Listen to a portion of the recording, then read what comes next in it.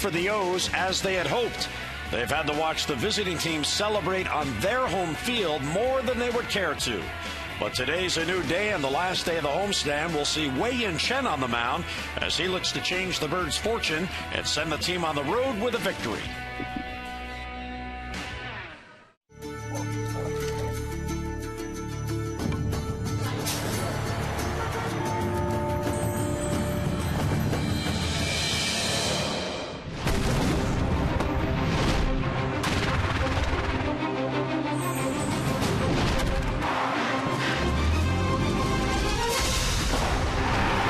The Orioles are on Masson on a hot summer afternoon at Camden Yards. The Orioles getting set to take on the Oakland Athletics. Today it's the finale of this three-game weekend series. And hi, everybody. I'm Jim Hunter. Thanks for joining us. And as the Orioles look for a win to salvage one game in this three-game series, there is breaking news concerning Brian Roberts. Last night, Brian played at Aberdeen. He went 0 for 4 in his attempt to make it back from his hip problem. But within the half hour, Brian made this announcement.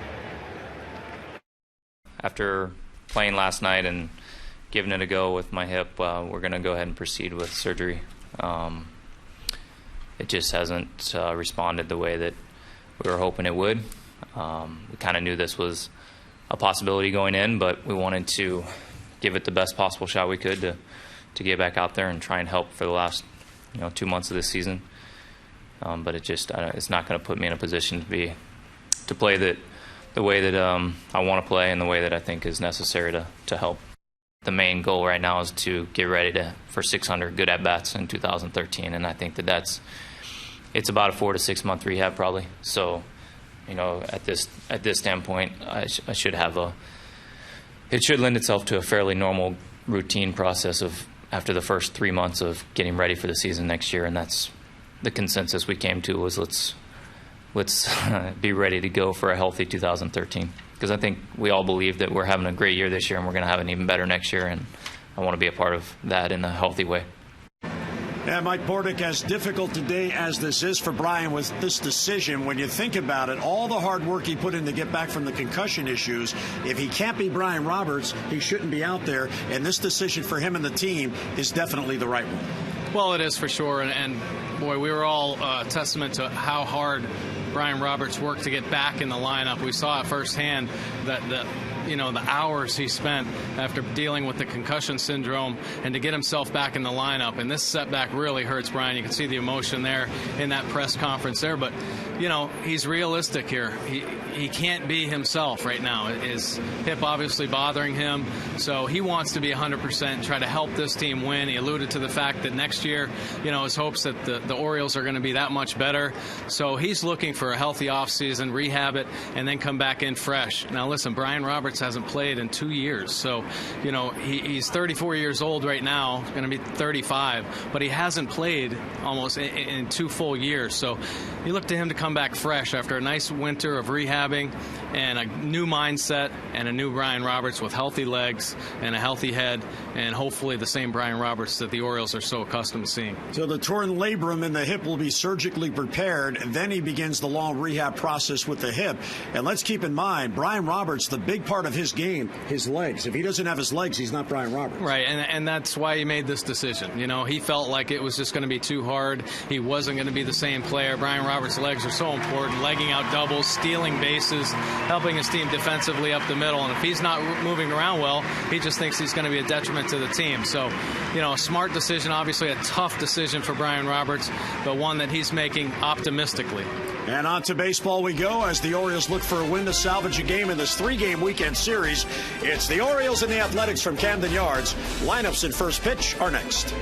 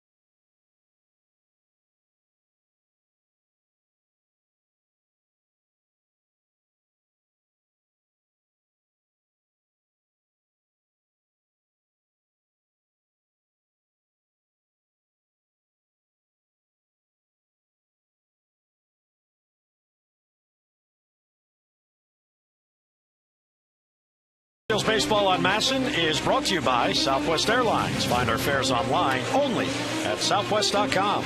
And by Jeep. Jeep in the unique brand of freedom you'll find only in the full line of Jeep vehicles. Visit Jeep.com to learn more. Sunday afternoon baseball at Camden Yards. Here's our Train game time temperature. Visit Train.com for an independent Train comfort specialist dealer near you. It's hard to stop a Train.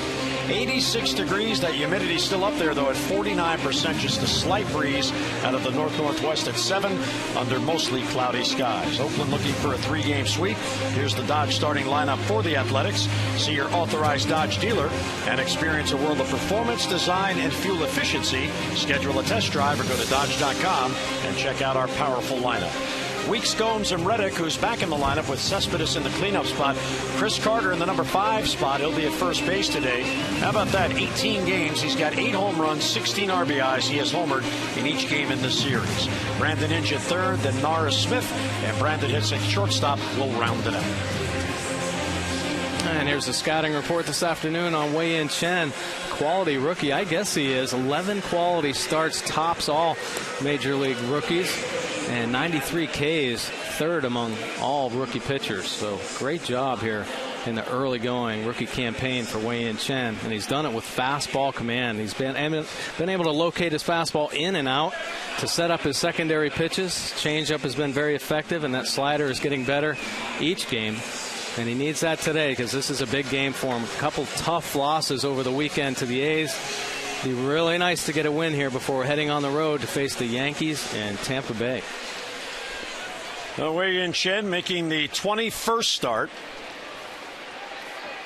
He worked on Tuesday against Tampa Bay. There are the splits. Really not much difference except in the home runs. There's 11 home runs have been hit by right-handed batters. And this is a right-handed heavy lineup today. Here's Jamal Weeks. Switch hitter will bat right-handed against Chen.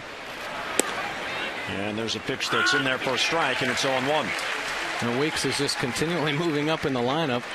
Hit 9th in the opening game of the series, 2nd yesterday. Now leading off. Slow breaking ball is on the outside corner for a strike.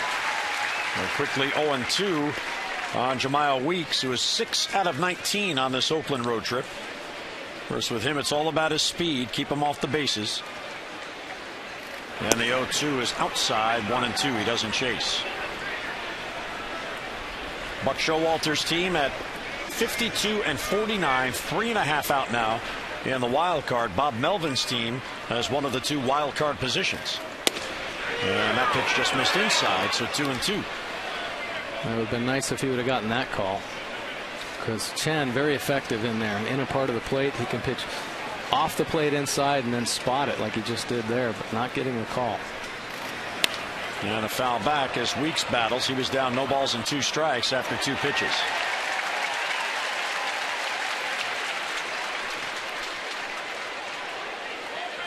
Chen, since the All-Star break, is 1-1. He has made 3 starts. This is 4th since the break. 2-2 is foul back. And his ERA in those 3 starts, 3.20, yet he's only won 1 game. Well, he's pitched well, and of course that's the stretch when the Orioles offense, really hadn't been clicking. Starting to swing the bats a little bit better, although inconsistent with runners in scoring position. And another foul ball. So Weeks is not going quietly. He has already seen 7 pitches. The 8th will be coming here from Wei-Yin Chen. This Oakland team, they are as confident as a team can be at any time in the season right now. They are 18-3 in July. And it's low, ball 3. If grown men cry, they will weep on Wednesday when they turn the calendar to August. They have had an incredible month of July. Historic, really. Very consistent pitching, and their offense obviously getting the big hits. And he got him. After Weeks worked back with the fouls, and he worked it to 3-2 on the 9th pitch of the at-bat, a swinging strike 3 and 1 away. Well, all around the zone to Weeks. Weeks battling tough, but this fastball in a great spot on the outside corner. And Weeks just unable to catch up to it there. our Nissan Pitch Track. Get to Nissan for the biggest savings under the sun at Nissan's Summer Saving Days. Visit ChooseNissan.com or your local Nissan dealer. Johnny Gomes DHing today. He's in the number 2 spot. He has made 2 starts in this series against the 2 Oriole left-handed starters, and he falls behind 0-1. Wei-Yin Chen averages just under 7 strikeouts per game, and he averages just under 3 walks per game. Fastball inside, too tight. And the other impressive thing about Chen, he is averaging less than a base hit per inning, which for a starter is exceptional. There's a fastball for a strike on the outside corner. Johnny Gomes since the break hitting at .330 or .423 since the break. And over his last 26 games, .333 with 5 home runs. And there's strike 3 called. He painted the outside corner. See you later, and 2 men down. Back-to-back Ks for Chen. Great start here. This pitch, Wieters actually setting up came back over the heart of the plate, locked him up. And here's a look at the Orioles defense this afternoon. Lou Ford making the start in left field. Adam Jones in center, Markakis in right.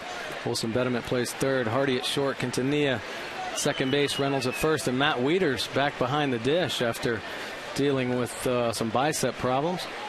Lou Ford, the newest Oriole, he is in left field today. He was informed yesterday, traveled here, was in Baltimore last night, in fact in time before the game, but he was stashed conveniently somewhere, right, just in case. Here's the 0-1. It's outside. Teams have to be very careful when they're making moves like that for 2 reasons. One, until you're active and part of the team, you're not part of the team, and the other thing is, for Ford to come here, somebody else had to go. And you don't want Lou Ford in the clubhouse and having several other guys looking around going, hey, is it me? Is it me? Who's going? That's right.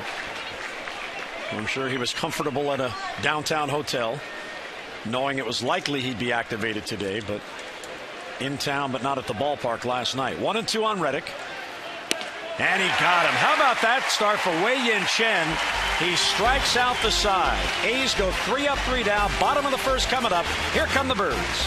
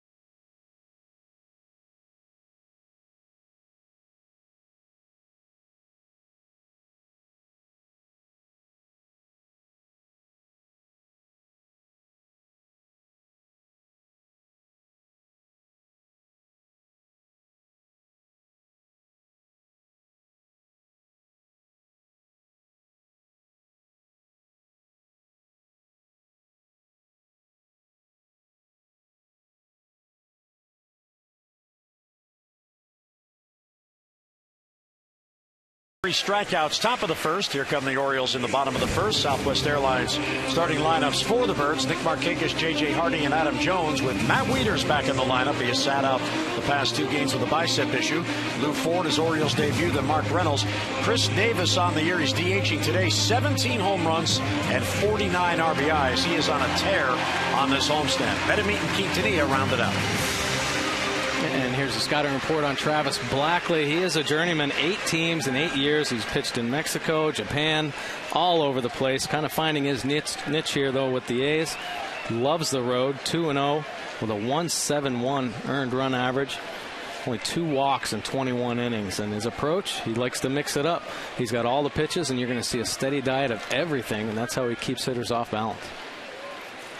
Markakis first ball swinging, hits it to center field and deep, but Cespedes is there, and he has it for the out. Markakis, as he did last night, swinging at the first pitch. Skies out to center field, so 1 pitch for Blackley and 1 away. 9 starts with Oakland. They got him from the San Francisco Giants.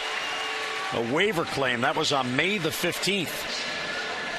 And as Mike mentioned, he's 29 years old. He's been in pro ball since Seattle. And he has quite a collection of former uniforms at his home. Here's J.J. Hardy in the number 2 spot.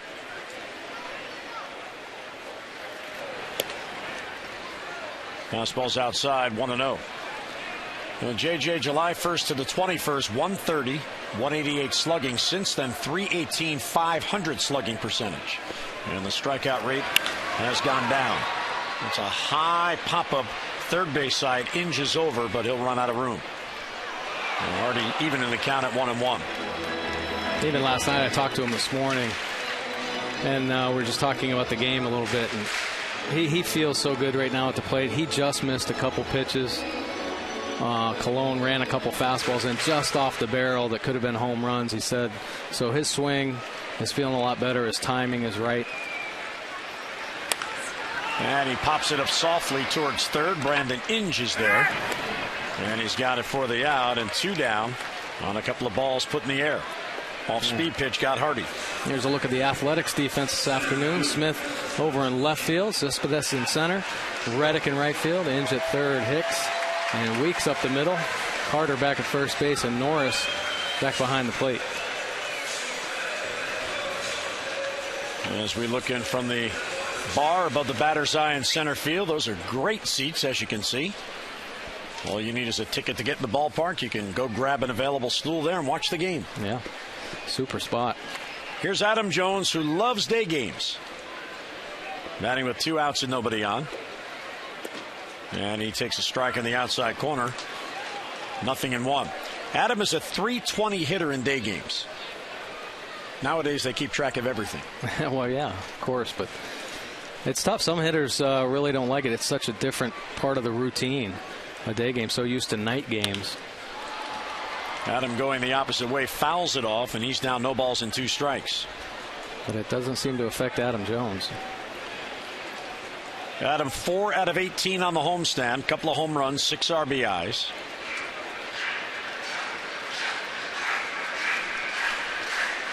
Adam 9th in the league in home runs now with his 24, and he is tied for 6th in base hits, facing this left-hander Travis Blackley from down under in Australia. Curveball hit to short, big hop there for Hicks, and the Orioles go 3 up 3 down in the first, just as the A's did in their half. We'll head to the second at Camden Yards. No score.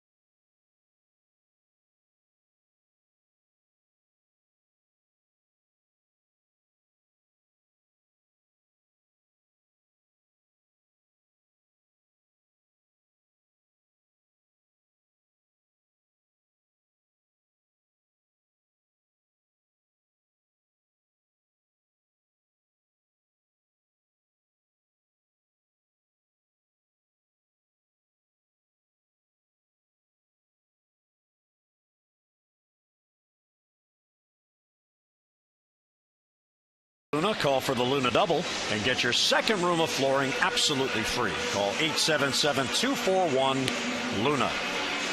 Wei Yin Chen is a group here today. They are watching this baseball game courtesy of Wei Yin. And a nice group there applauding. There's Wei Yin Chen from Taiwan. Always attracts a following wherever he pitches, where the Taiwanese community comes out. Yeah, sure. A lot of support. Nice first inning, 17 pitches, 3 Ks in a row to start the game.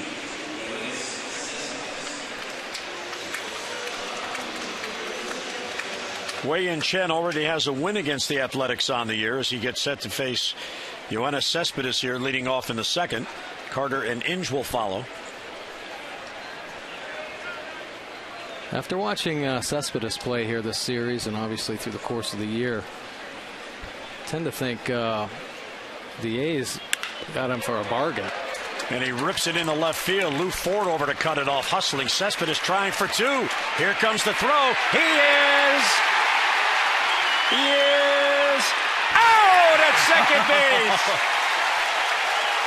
Konia with the tag. Cespedes slid in, and second base umpire Ted Barrett wanted to read the tag in the foot. Outstanding play all around. Wow, Lou Ford out there makes a sliding play like in the hole at shortstop. Comes up and throws a bullet to Quintanilla. Quintanilla with the nice short hop pick and right down on the bag. Cespedes lands on his glove. Beautiful throw. Excellent pick, short hop. Cespedes' foot stuck right on Quintanilla's glove. Pretty easy call right there. Chris Carter now. Puts it right in front of the base. Beautiful tag. Now Lou Ford, before the game today, neither team hit on the field. Day game after a night game, but Lou Ford was out working with Wayne Kirby, the outfield coach, to get acclimated to left field at Camden Yards. Yeah. You work before the game, you're tested immediately, and you make the play. There's a foul straight down at the plate, 1-2 on Carter. There's a look at Lou Ford when he's getting some work. Wayne Kirby went out, hit him some fly balls. See how it comes out of the stands, what the backdrop is like. Some of the quirks that Camden Yards has. There's a little nook over there in left field. Outside, 2-2 on Carter. Now Lou Ford played 5 years back from 2003 to 2007 with the Twins and was considered one of the better outfielders in the league. Very versatile, can play center, left, and right with a strong, accurate arm. You just had witness right there. And then just kind of disappeared for a while. Played over in Japan. Orioles gave him an opportunity, and he definitely made the most of it. Well, 3-2 on Carter. You saw the check swing signaled by McClellan. And a foul back.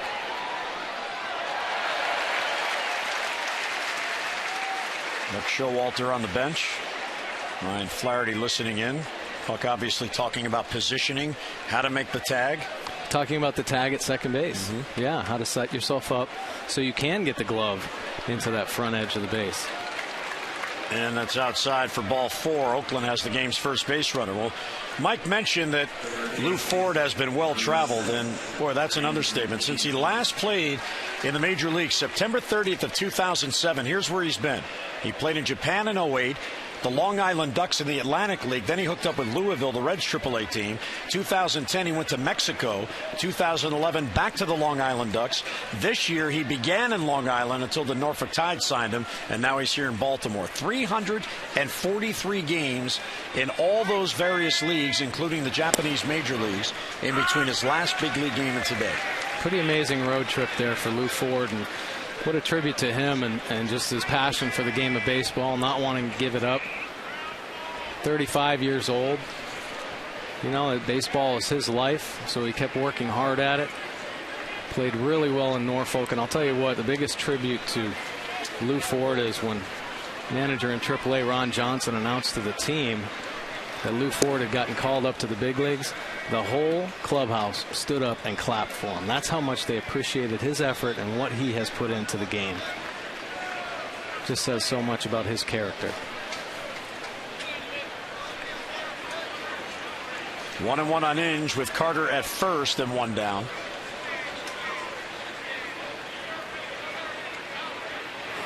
And a foul back. And I think that testament of the story you just told, if you keep in perspective, every player in that AAA clubhouse is waiting for the day when the phone call comes for him. Right. And for them to applaud the teammate going up. Yeah. Just not thinking about themselves, right. How much he's been through and how well he's played for them and what a good teammate he was for the Norfolk Tides. 1-2 is outside as Inge doesn't chase.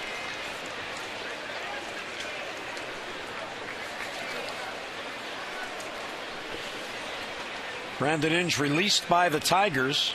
That was in April, and as soon as he became a free agent, the Athletics signed him, so the Tigers are paying the bulk of his salary. And he's performing well for the A's. Foul back to stay alive. He's got an 8-game hitting streak going.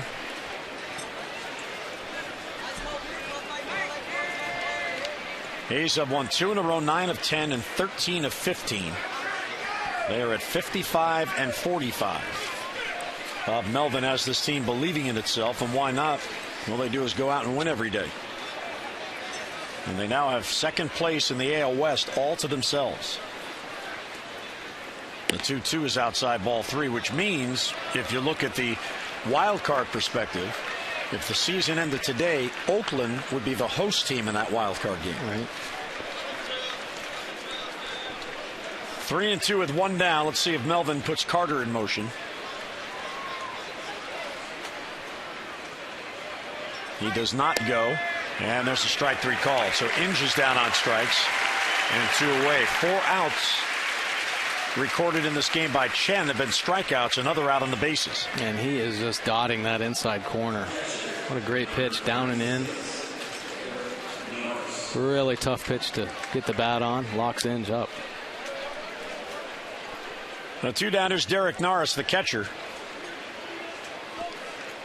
Norris played in the game Friday, sat out last night so he could catch today, the day game after a night game.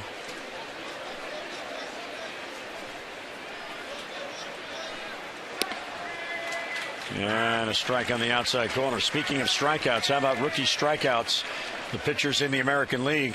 Chen closing in on 100. Yu Darvish in Texas leads with 138. And Matt Moore and Tommy Malone and Chen are tied at the moment. So Chen will pass Malone, who is watching from the Oakland bench with his next K. Here's another one at the knees. Good spot, 0-2. The Orioles need Wei-Yin Chen to come up as big as he can today. They need this game. There's no other way to look at it. Yeah. They're 3.5 out in the wild card now. They've won 1 game on the homestand. They need this game to feel better about it heading out on a very tough road trip. And the 0-2 is fouled back. It's tough to say at the end of July that it's a must-win game. But I think the Orioles really have to take that approach because it's going to be a tough stretch here. Tough road trip, Yankees and Tampa Bay. Obviously powerhouses in the East.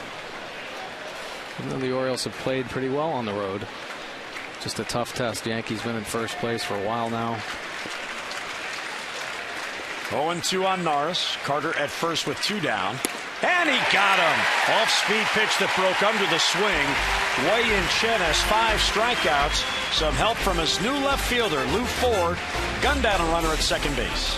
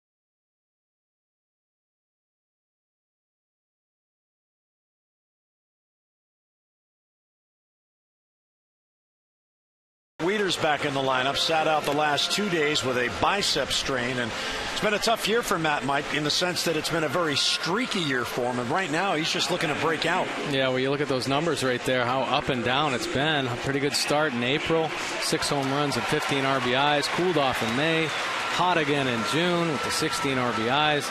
Cooled off in July, so Matt Wieters looking for a great August, hoping this month's good. You know, he wants to say bye-bye to July. Wieters will lead off, Ford will follow, and then Mark Reynolds. One thing Wieters has done well all year, hit left-handed pitching. .341 average from this side of the plate. And he looks over a strike, and it's 0-1. Matt is 0 for his last 17, and in the last 8 games, he is 1 for 30 with 1 RBI. He is due for a breakout game. Yes, he is. He's too good of a hitter to have those kind of numbers. And that's a strike in the outside corner, and it's 0-2. Now, you're going to have to help me here because the fastballs and changeups from Blackley look the same to me. Yeah, they do. Yeah, there isn't much of a hard time separating. Yeah, there isn't much of a speed difference. I mean, most generally you see pitchers, there's a 10-mile-an-hour difference between their fastball and their change. Well, his two-seam fastball, the bottom end of it's around 87, and his changeup's about 82. So pretty close, almost too close in some instances. Look at pitching coach Kurt Young. I was talking to Kurt this morning about Blackley because he seems to have come out of nowhere, and I said, well, how come he's having such success? And 29 years old, he's been on 8 different teams, been over the ocean to play, and he said, hey, some guys just mature or get it a little bit further along in their career. In this situation where he's figuring out how to pitch. High fly ball, shallow right. Reddick is in on it, and he puts it away. Wieters retired for the first out in the second inning. Well, here comes Lou Ford up from the minor leagues, back in the big leagues. Here are the numbers with AAA Norfolk in 62 games. Outstanding batting average at .331, 11 home runs, 40 ribbies. He had 28 extra base hits, 8 stolen bases. Miguel Sokolovic sent back to make room. September 30th, 2007, his last major league game. That was with Minnesota. And until this game here, every big league game he has played in has been as a Minnesota Twin. He made his big league debut at the age of 26. On May the 29th, 2003, he went in late in the game and took over for Torrey Hunter in center field for Minnesota, and he got a hit in his first big league at bat. Here's the 1-0, and it floats in there for a strike. Had a couple great. Oh, excuse me, not a strike. I thought he was bringing the arm up. He just lifted his mask. So 2-0 the count. A few great years with the Twins. 272 with 32 home runs career, but in 04, just one of those incredible years where he actually had, no, it was 07.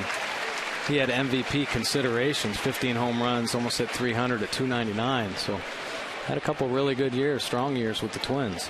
Gets ahead 3-0 on Blackley. And there's a strike in the outside corner. So his last game in the big leagues, September the 30th, 2007. That was the last day of that 2007 season. And here he is in 2012, back in a big league game. 3-1 is outside, ball 4, and he works a walk. So Ford down to first base, and there go the chants of Lou. Fans, the Orioles Legends Celebration Series is back Saturday, August 11th. Eddie Murray will be honored with his bronze sculpture in the Legends Park area in center field. All the gates open at 5, ceremonies at 5:15, and all the fans receive a replica Eddie Murray sculpture. So come on out and help us honor Eddie. He deserves it as he joins his fellow Orioles legends. 888-848-BIRD or visit Orioles.com/legends. So Ford on at first for Reynolds. And Blackley throws over. He has the left-handed balk move down to a science there. Very good move. Very deceptive. Lifts his leg high. A lot of lefty. You just don't know. If you're going to run off him, I mean, he might be slow enough with that high leg kick. You'll have to go first move and take your chances. But he's one of those hangers at the top. If you break or take a step, he's going to be able to pick you off. Very effective controlling the running game. Reynolds takes outside 1-0. 6 pickoffs, 36 pickoff attempts, and he's been called for a couple of balks. So Bob Davidson must have had a couple of his games. Yeah. There have been 4 caught stealings against Blackley, only 1 successful steal. Reynolds popped foul, first base side. That'll be back in the crowd. Carter doesn't even see it, but it's well back in the stands. Well, one of the things that I think makes Blackley so effective, or something that he may have picked up here later on in his career as a 29-year-old, is he doesn't have to make the separation between throwing from the windup and the stretch. He always pitches out of the stretch. And I think that's something that obviously he was in the bullpen before and has spent a lot of time in the bullpen, but not having to deal with the different type of deliveries makes him more consistent, and that's something he's locked into here.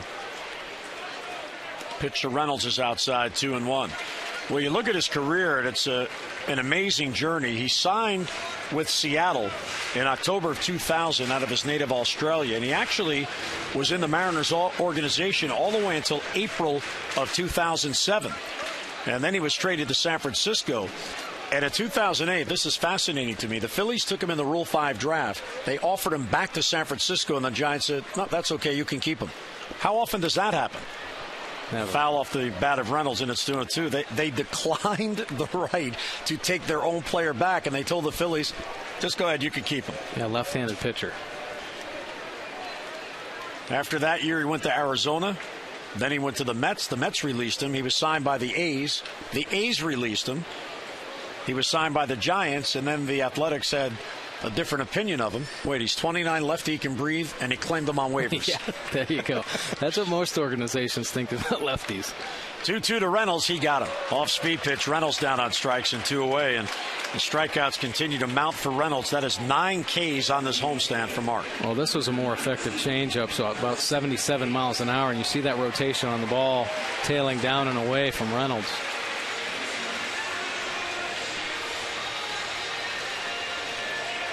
Now 2 down for Chris Davis, who's in the number 7 spot today. He's DHing again with Jim Thome again sitting it out. He had the neck spasms yesterday. Lou Ford at first with 2 down. And a throw to first chases Ford.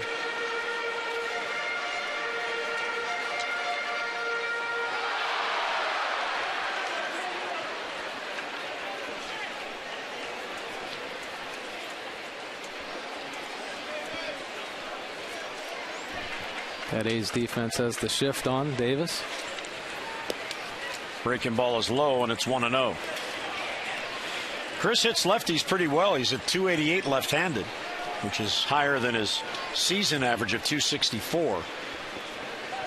3 of his 17 home runs have come from off left-handed pitching.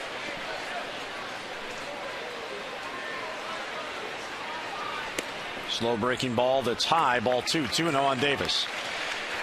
Chris Davis in his career, the longest hitting streaks against any team. He had an 8-game streak against the White Sox, and still does. 7 against the Athletics, 6 against the Royals. Red Sox, Angels, and Orioles, which will never be broken unless he leaves and comes back against the Orioles.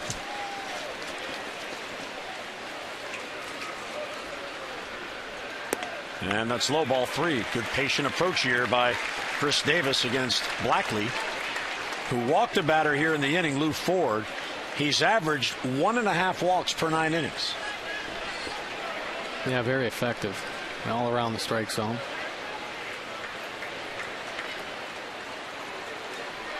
.30, and he takes all the way, 3-1.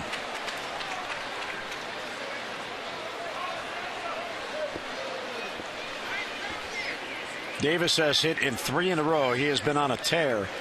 6 for 12, a 500 clip, couple of home runs and 6 RBIs in the last 2 games.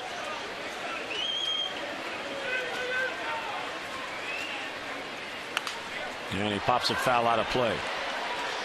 Not only a 3-game hitting streak, he has 3 consecutive multi-hit games.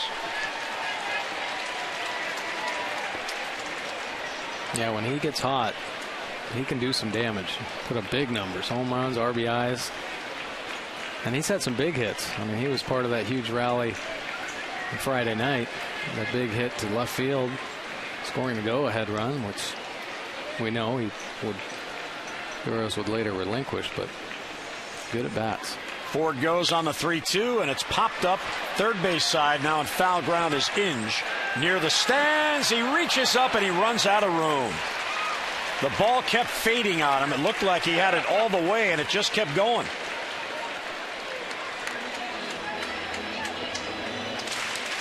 Yeah, he was pretty fearless over there, going to the wall, and just comes up about 6 inches short.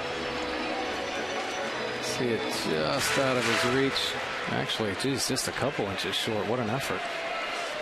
Now, in your first year with the Orioles, that would have been an out because those seats weren't there yet. Yeah, you're right. 3-2 with 2 down. Davis battling here against Blackley. Ford on the move. And a hard hit ball and a base hit in the right field. Past Weeks, he hit it past the shift. Trying for third is Ford. He is in with a slide. So Davis gets a base hit. Orioles got something going here with 2 men down. Even with Weeks there, that ball was hit so hard that he couldn't get it. Well, pretty interesting. They play the shift on Davis, and you look at that swing. Nice swing down in the zone. But playing the shift and Weeks is still on the dirt. Most generally on a big lefty, the second baseman is about 20 feet on the outfield grass, and that's how Davis was able to sneak it by Weeks, even with the shift on. And Lou Ford aggressively heading on third base. Well, Chris extends his streak to 4 straight. Here's Betemit now, first and third and 2 down. Orioles with a chance for a 2-out RBI.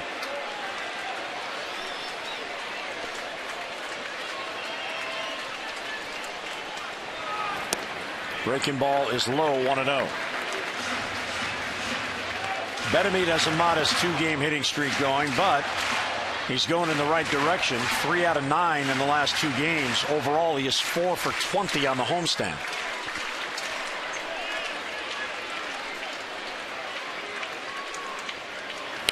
And a foul back trying to go to right field. 1-1 the count. Blackley has thrown 3 wild pitches on the year. There are the numbers. The Orioles in scoring position last 18 games. That is not good. No, 176. Just inconsistent. They had that game Friday night where they were very successful hitting with runners in scoring position, and then yesterday very unsuccessful. Pulled foul the other way. And it's a ball and 2 strikes on Wilson Betemit. Blackley 3 wild pitches. He has hit 1 batter.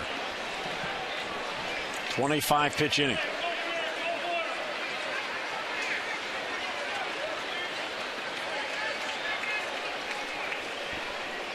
Ford is at third. Davis at first. 2 down.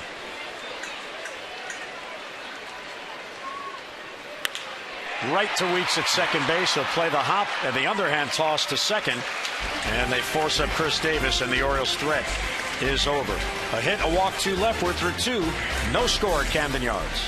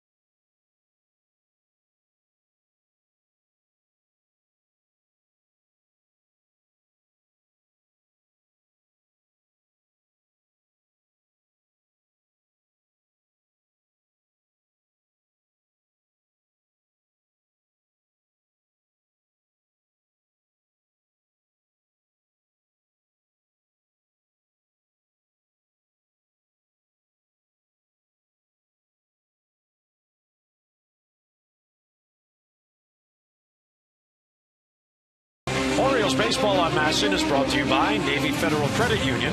Navy Federal Credit Union serves the Army, Marine Corps, Navy, Air Force, the Department of Defense, and their families, federally insured by NCUA.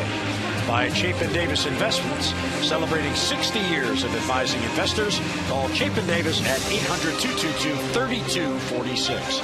And by Hyundai, new Hyundai owners are talking about their cars in the booth. Nice day in the Inner Harbor. It's warm, but it's summer. Sunday daytime baseball at Camden Yards. It is a dugout club day, so a lot of youngsters here today. Watching Wei-Yin Chen, who's now 27. Sharing a birthday with that Oriole legend, Mike Bordick.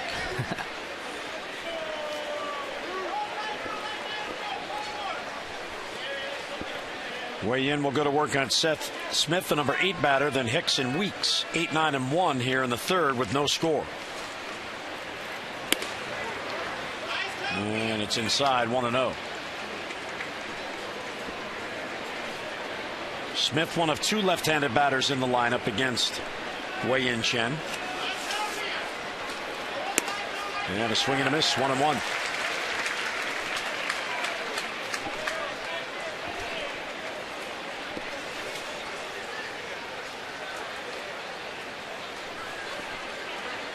Chen has 5 strikeouts already. And he gets a call in the inside corner. And it's 1-2.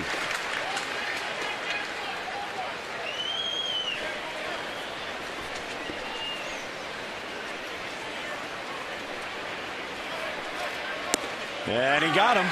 Again, painting the outside corner. Very effective pitch today for Wei-Yin Chen. And 1 away. Yeah, well, he's moving his fastball in and out. Very effective pitch here, down and away after he paints a fastball in on him. Freezes him up with a perfect pitch. Great location. And the Maryland Lottery Strike It Rich contestant of the game is Bill McGowan of Nottingham. Bill has already won $500. And for every strikeout the Orioles pitch during the game today, Bill wins another $100 more from the Maryland Lottery. To see how you can turn non-winning Strike It Rich scratch-offs into cash and enter to win great Orioles prizes, go to mdlottery.com/strikeitRich. 2-0 on Brandon Hicks, the number 9 batter.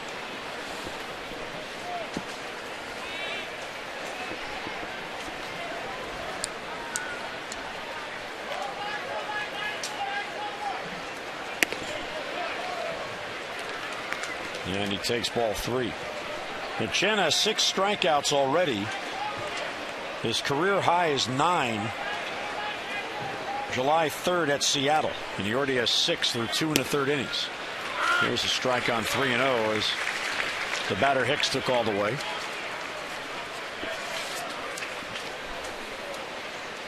Look at Rick Adair, obviously pretty pleased with what he's seen here in the early going on Chen. He is just hitting that glove on the outside corner of Wieters.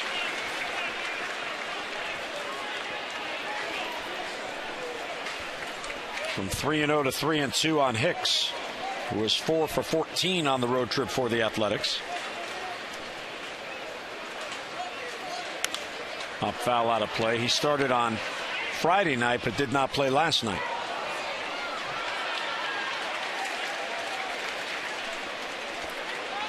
Wei-Yin beat the Athletics on April the 28th. That was the middle game of the series here in April.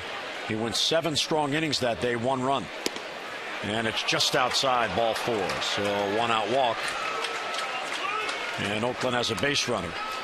Inside the Numbers brought to you by Kia Motors. To learn more, visit kia.com. Well, most runs per game on the road since the All-Star break. How about the Athletics? They're averaging just under 9 runs per game on the road. That's how they win. 9 runs a game, you better win. That's a huge number. And they're getting great pitching. I mean, best pitching in the league. Great bullpen. Throwing up a 9 spot every night.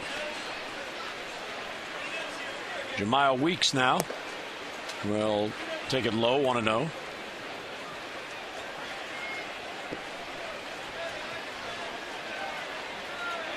Weeks struck out his first at bat, trying to turn his season around at the plate.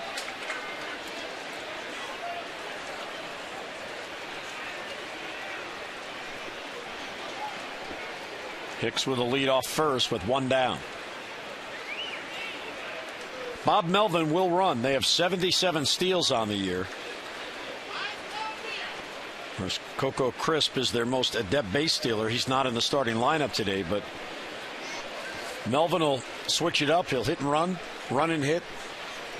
Try to get a runner in the scoring position. There's Coco. A lot of different weapons on this A's team offensively. Certainly don't rely on that home run ball, but have some team speed. Off speed pitch fouled off. Well, Jemiah Weeks against fastballs against him, Mike.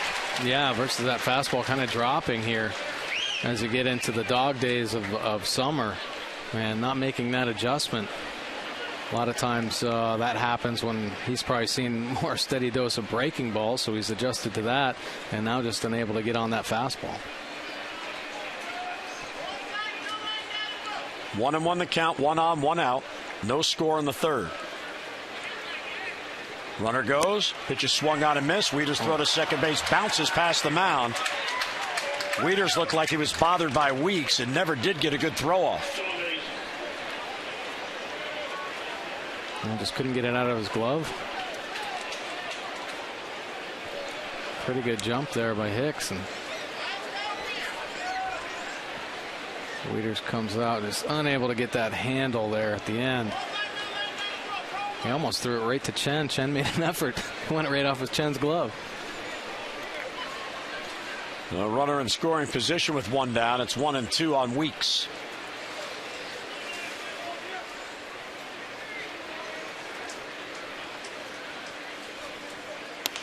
And a foul back to the right.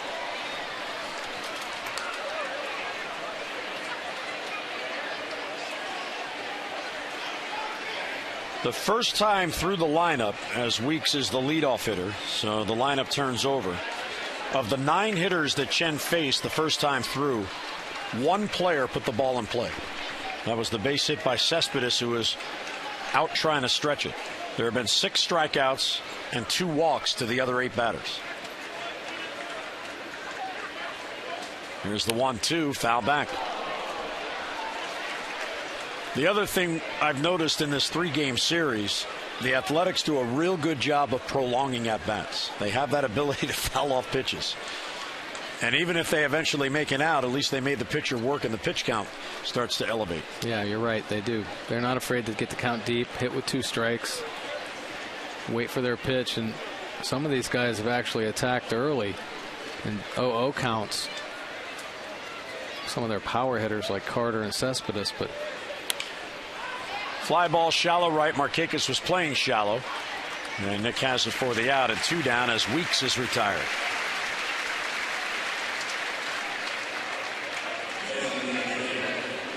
Orioles starters ERA now at 4.75 after Tommy Hunter's loss last night. That is now 10th in the American League in ERA among the starting staffs in the 14-team league. 4.75. The starters are 34 and 41. Here's Johnny Gomes batting 2 outs, a runner at second. Gomes called out on strikes his first at bat. Way in has 3 swinging strike threes. He has 3 called strike threes.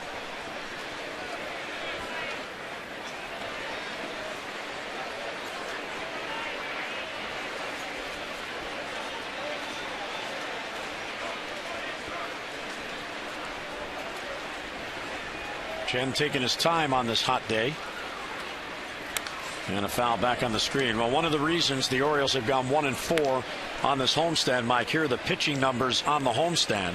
7.00 ERA, and look at the starters ERA, 7.86. Yeah, and you know that has a lot to do with obviously pitching here at Camden Yards. It's not really a pitcher's ballpark per se. Ball does carry in the summertime, so if you make mistakes, you know, we've seen it just in this series where some pop-ups where we've actually called them as pop flies and they carry out of the yard. So you have to be really careful. Pitch down in the zone here at Camden Yards, and they just haven't been able to make that adjustment consistently enough to have the success that they really need at home. And what's incredible about the pitching on this homestand, just a week ago they had won 5 in a row, and the starters got the wins in all 5 of those games. And we were talking about how they turned the corner. Outside with the fastball 2-1, and instead of building on that, they reverted the other way. Yeah, kind of regressed a little bit, but those 5 starts were awesome, weren't they? Absolutely. It was a great starting performance by all 5, starting pitchers, Hunter and Gonzalez and Chen, Tillman. And they've all looked good. Obviously, at times, it's just the consistency. 2-1 on Gomes. There's a strike.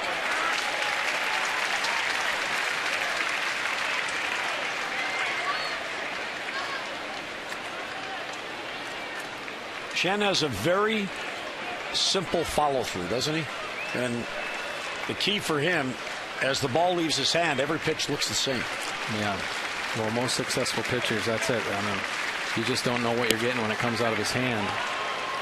Some of the most effective guys, I remember Pedro Martinez.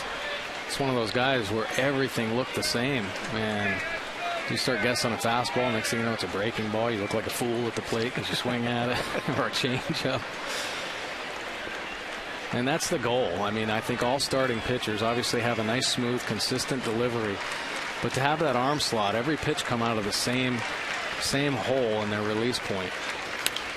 And fouled out of play. And again, these foul balls are just mounting as Chen is now at 60 pitches already in this game. Terribly frustrating for a pitcher to make a good pitcher's pitch, only to see the hitter foul it off to stay alive.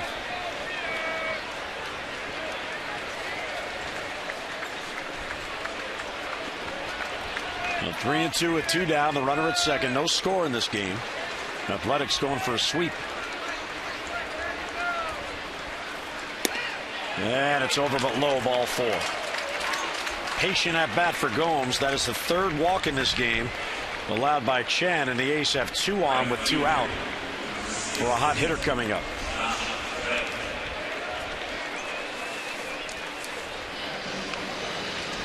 J.J. Redick must not have bruised his upper body as bad as they had thought that to end the game on Friday night. He missed yesterday's game after quite an effort on a Nick Markakis drive to right field and a beautiful catch up against the wall, but had to miss yesterday's ball game. But good for the A's that he isn't hurt that bad and able to play today. And he pops it back this way, and here's the play Mike referred to the other night. It was the final play of the game as Markakis hit it to the wall, and he caught it just as he got to the wall, so no time to brace himself. And he was down. They did cart him off just so he didn't have to walk back to the clubhouse, but he appeared to be okay. They sat him out last night as a precaution, and he's back in there today.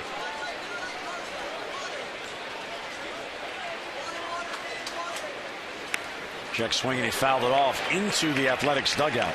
Wow. Yeah, well, for as much success as Reddick's had here at Camden Yards, I don't think he's going to be missing too many ball games when he has an opportunity. And you see his hot zone, up and in, down and in, up and away, and of course middle. So there are a few holes, but he's had a great year. Middle in, tough pitch. You saw him just check swing on that exact pitch, middle in, and hit it into his own dugout. So that potentially is a hole for Reddick, but pretty good coverage all over the zone. A little bit high, 1-2. Tough inning for Chen. 2 walks, Hicks at second, Gomes at first. Buck Showalter's club trying to get a win here before boarding a train and heading to New York City.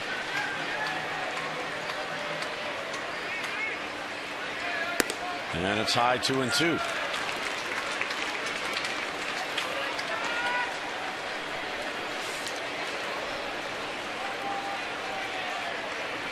Chen coming off a loss Tuesday against Tampa Bay, although he pitched well enough to win. He went 6 2/3, 3 runs, 2 on the Brooks Conrad 2-run homer. 2-2 to Reddick. Breaking ball is lifted to right field. Markakis is there, and he will put it away for the out. Chen works out of it. 2 walks and 2 left. Mid-third at Camden Yards. The Inner Harbor, no score.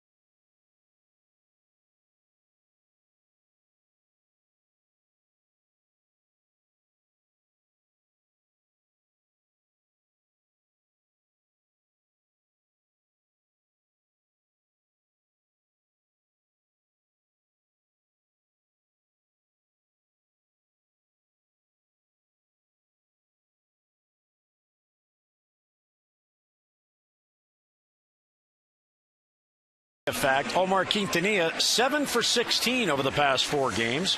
In the prior 10 games, he went just 1 for 10. And he's in the lineup because how do you take him out? He's playing so well. He really is playing well, using the whole field. Nice short swing. He's locked in right now. Obviously, you see those numbers there, 364, 8 for 22. Has that RBI. And, man, he got robbed last night, too. We had talked about earlier in the game last night where the Oakland A's defense was playing kind of shallow in left field and center, and he almost beat that defense, if not for Cespedes making an incredible running catch out in the gap. And he bunts first base side. It's a beauty. Blackley Fields won't be able to get him. Outstanding strategy, Mike. Tell us about the bunt. The lefty going the other way, so Quintanilla made him reverse course. Well, this is what you have to look for, and especially a hitter like Quintanilla, opportunities to bunt. That's Blackley leaning off the other side of the mound, falls off the other side. Blackley with a nice effort there to get to the ball, kind of goes deep. Would have been an incredible diving play, but gets tangled up and may be hurt. He landed awkwardly with the wrist of the glove hand. As Quintanilla with a bunt single extends his streak to 5 in a row. Well, that's how you get rallies going right there.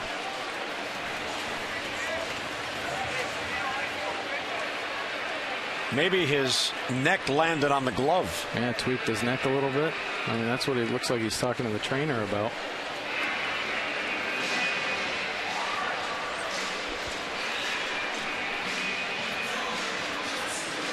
So immediately when he got up, trying to get the spasm out of there. And kind of adjusting it a little bit. Kind of an awkward play for a pitcher. I mean, they don't have to do that as often, obviously, as position players. What a great idea by Quintanilla. He was working on the bunting for the base hit aspect of his game Friday night with Jim Presley. And here in his first at-bat today, he executes one, and it's a perfect bunt. And really all that does, obviously, it gets a leadoff runner on first base with no outs, but it's going to affect the way the defense positions him. And we've talked about just his speed and the way he handles the bat, sucking in the first baseman and the third baseman defensively, but now everybody has to shorten up. Weeks is going to be shortening up at second base. He showed he can bunt now, so just more opportunities for him to get base hits on a drawn-in infield. Let's look one more time at Blackley going down, fielding this bunt. Here's a look at it. Falls off to that third base side, and great effort to come back, but then gets tied up underneath, trying to get that ball out of his glove. And boy, just a lot of things can go wrong there. Fortunately, he's back on the hill. The way he just went down there reminded me of Brian Roberts at Fenway Park. The way his head went up and down quickly like that. Almost like a whiplash motion. Yeah, oh, that's exactly what it is. I mean, you're jarring your whole body, and especially when you're thinking of another thing. Like his thought process was, okay, I'm going to catch the ball and then I'm going to make a play to first base, and everything's trying to happen at the same time. But when, I mean, he's 6'3", 200+ pounds landing, I mean, it's going to jar you. Curveball outside the Markakis, 2-0 the count. Nick is really heating up, and he is thriving in this leadoff spot. He's got an 8-game hitting streak going, 382 during the streak. And his first home run since prior to the DL last night in his final at bat. And he looks over a pitch at the knees for a strike. May 19th was his last home run until last night. And even though it came in a loss, and even though it was the Orioles' only run, he got it out of the way. Yeah. And now feeling better about that part of his game as he comes to bat today. Quintanilla, good base runner, small lead off first. Swing and a miss by Markakis, 2-2.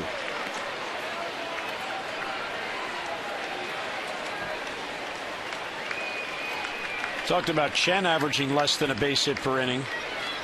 Blackley is even better than Chen. He has averaged 7.4 base hits per 9 innings. You can't score if you don't get on. 2-2 is popped foul back this way. And right down in front of us.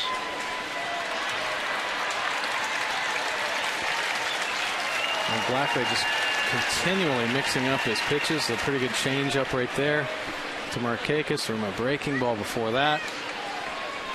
Just keeping the Orioles hitters a little bit off balance.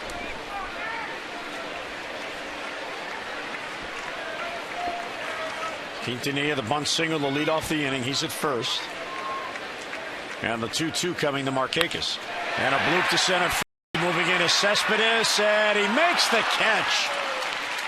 Oh, does he cover ground? Heads up base running by Quintanilla. Wasn't fooled that would fall in. He played it halfway and he got back. Yeah, really good play here by Cespedes coming in. Makes it look a lot easier than it was. We've seen him make some terrific plays, and I think he's more of a natural center fielder, but with Crisp down right now, when Crisp is in the lineup, he plays left field, but Crisp down in the last couple days, he's been out in center field, and we've seen some pretty incredible athletic plays by him. One down, J.J. Hardy now. Takes a strike. J.J. popped up to third his first at bat.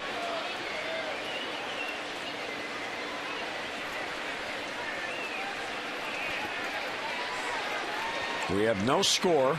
Total of only 3 hits in this game. The Orioles have 2. The A's have 1. And that one's inside.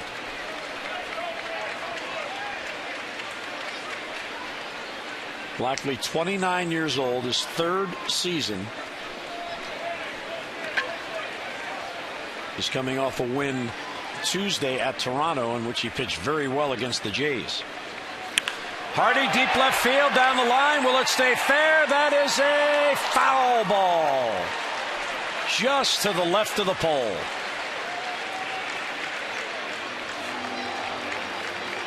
Oh, was that close? Yeah, it was close. A nice swing, though. It's the head on it and drives it down the line. Actually, not as close as I thought. The cameras don't lie. No. 1-2 on Hardy.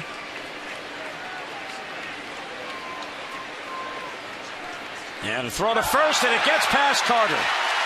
And Quintanilla is going to make it to second. He's thinking third, and he's making the turn as Carter finally gets to the ball and fires it back in all the way to third.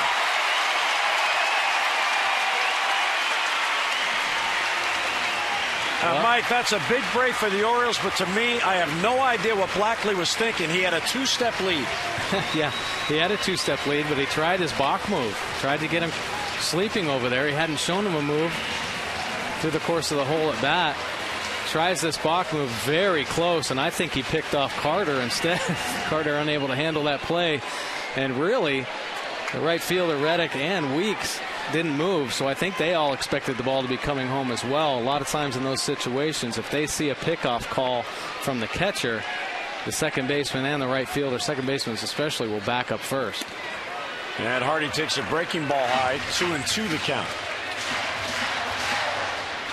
So an error gives the Orioles a runner at third with only 1 out. Infield is back up the middle, pinched in a little bit at first and third.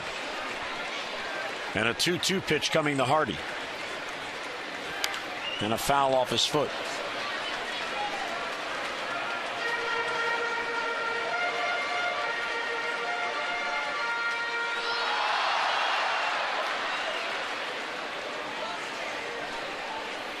And kind of some head games going on. I mean, every pitch, obviously, DeMarlo Hale down there giving signs when Quintanilla was on first base, and Wayne Kirby would come up and talk to him.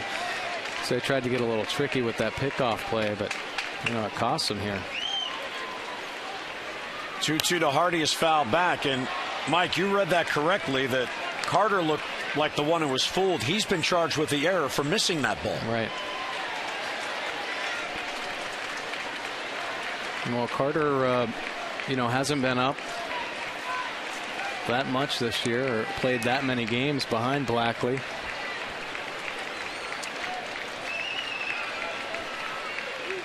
Here's the 7th pitch in this at bat to Hardy. And low, I guess. Ball 3. Oh, is that close? Yeah, very close. Bottom of the zone. Just under, though. Good take. So 3-2 on Hardy. Bob Melvin staring at Brian Runge. Of course, Melvin's a former catcher, so he knows how to negotiate, make his point. Blackley deals 3-2, and it's low ball 4. And the Orioles have 2 on with only 1 out. Hardy to first, Quintanilla at third. Fans, for starting lineups and in-game alerts you can't afford to miss, text Orioles to 29292 for your Masson mobile alerts.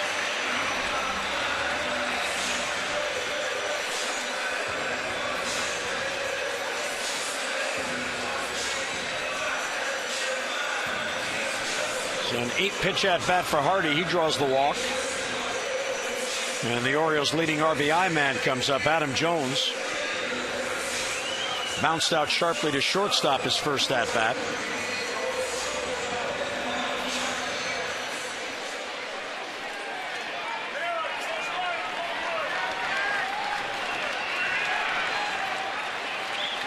Adam has 11 RBIs in his last 13 games. He is really turning it on with the run production.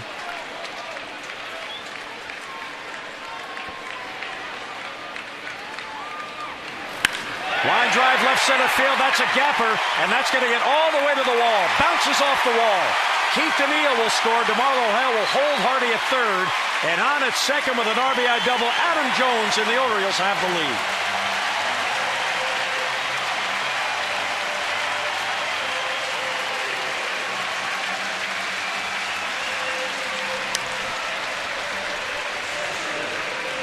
Adam Jones, RBI number 57, and it gives the Orioles the lead. Yeah, no stranger to the heroics offensively. Gets this pitch up and out over and drives it in the gap. Blackley, look at that one, didn't end up in the bullpen. Nice bit of hitting by Adam Jones. And our pitch track brought to you by Kia Motors. To learn more, visit kia.com. 23rd double on the year. And for Adam Jones, that is extra base hit number 50 on the season. Now 2 in scoring position for Wieters. Breaking ball for a strike, 0-1. And that bunt base hit by Quintanilla really set the stage for that. You know, you got to find ways offensively. If you're not producing the way you should, you don't find ways. Quintanilla obviously no stranger to the bunt, but there are other guys on this Orioles lineup that can lay down a bunt and get an inning started as well. Infield halfway in. 0-1, high fly ball, left field, back it goes, there goes Smith, at the wall, and the ball is gone! That's how you break a slump. A 3-run shot for a 4-0 Oriole lead.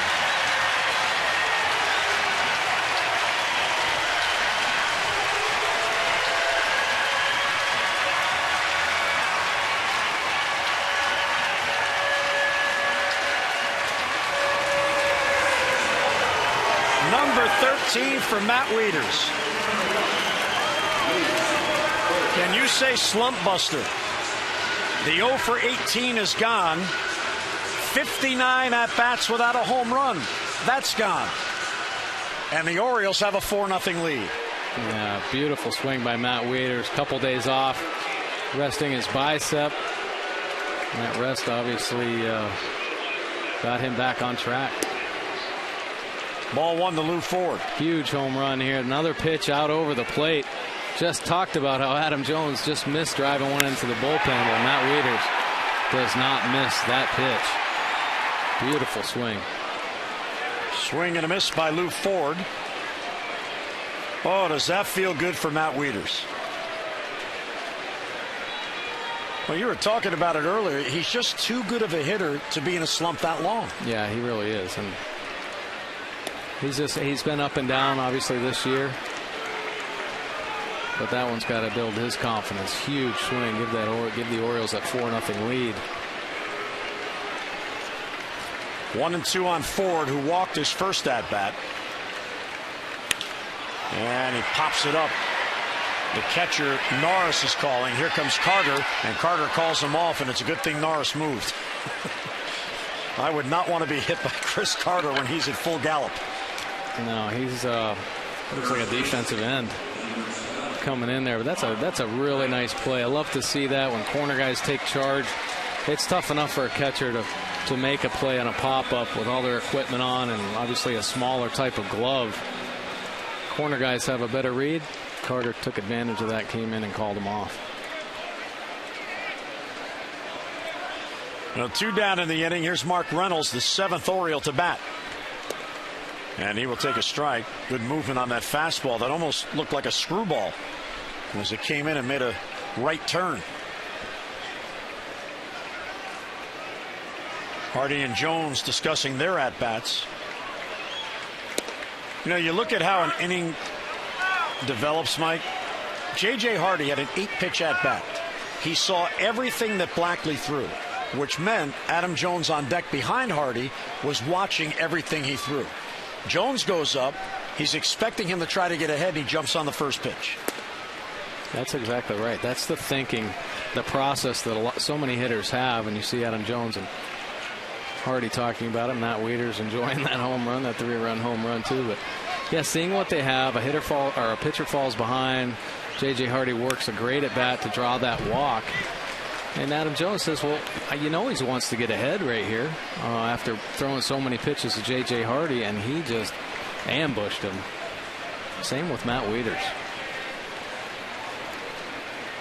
The pitch count now, he's about to throw his 60th. And a bouncer towards short. Glove there by Hicks. Reynolds is out. Inning ends, but a big inning for the Orioles. Jones got him on the board, and Matt Wieters comes through. His 13th home run and a 4-0 Orioles lead.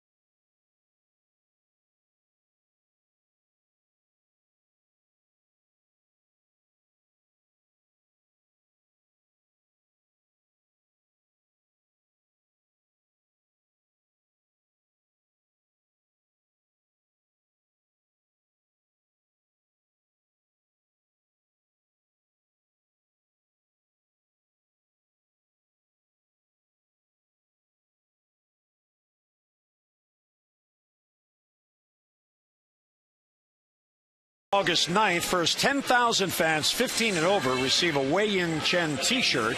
Now, this is a very unique addition to your Birdland wardrobe because it features Orioles on the front, except Orioles is written in Mandarin Chinese. Now, the shirt is certain to become a collector's item, so come on out and join us. 888-848-BIRD or visit Orioles.com. Wei-Yin Chen now with a 4-0 lead. Adam Jones got the Orioles on the board. RBI double. How great is that? Hoping he's going to be on the scoreboard. His dad's texting, hey, my son's on the scoreboard. That is a great shot. That's what baseball's all about. The family's coming out to Camden Yards. He's determined to get, he doesn't even know he is on TV. He's trying to get on the scoreboard. He's on the better thing. He's on Masson and WJZ right now.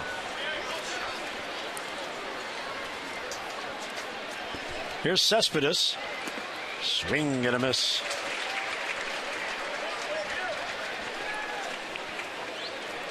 Cespedes has the only Oakland hit. He singled leading off in the second and then was gunned down at second by Lou Ford trying to stretch. Strike in the inside corner, and it's 0-2.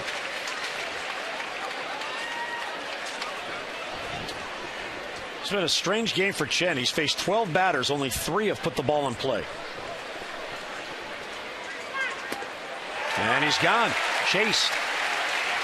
When Chen got ahead, he expanded the strike zone. And a 3-pitch strikeout for number 7. Yeah, chases a slider down early, then a fastball in. Really just kind of a pitch to change the eye level, and Cespedes over aggressive up and away.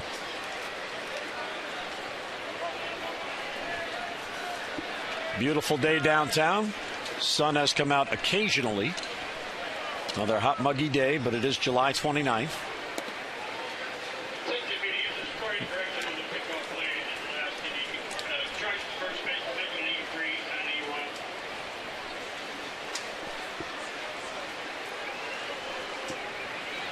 And there's a breaking ball for a strike to Carter. Jim Henneman just made an announcement making sure everybody knew that the error on the pickoff throw was on the first baseman. Right. I guess there were some that thought it was on the throw, but not so. Swing and a miss by Carter. Blackley's move was so good he fooled his fielder.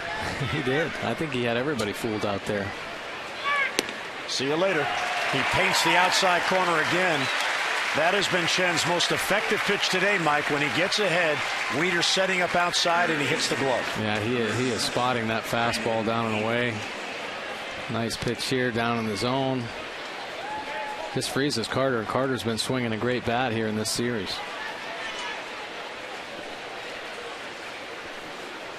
Well, the Orioles need Chen to be big today, and so far he's answering as he gets ahead of Brandon Inge 0-1. He has at least a strikeout in each of the 4 innings. And in 3 of the 4, he has 2, and he struck out the side in the first, and he's 0-2 on Inge. After a 29-pitch 3rd inning, he's not messing around. His team got him the lead. He wants to get back to the bench and let them get back up there. Strike 3 called. 3-pitch strikeout of Inge. How do you answer when your team scores? A swinging strike 3, a called strike 3, and another called strike 3. He's tied his career high with 9 Ks.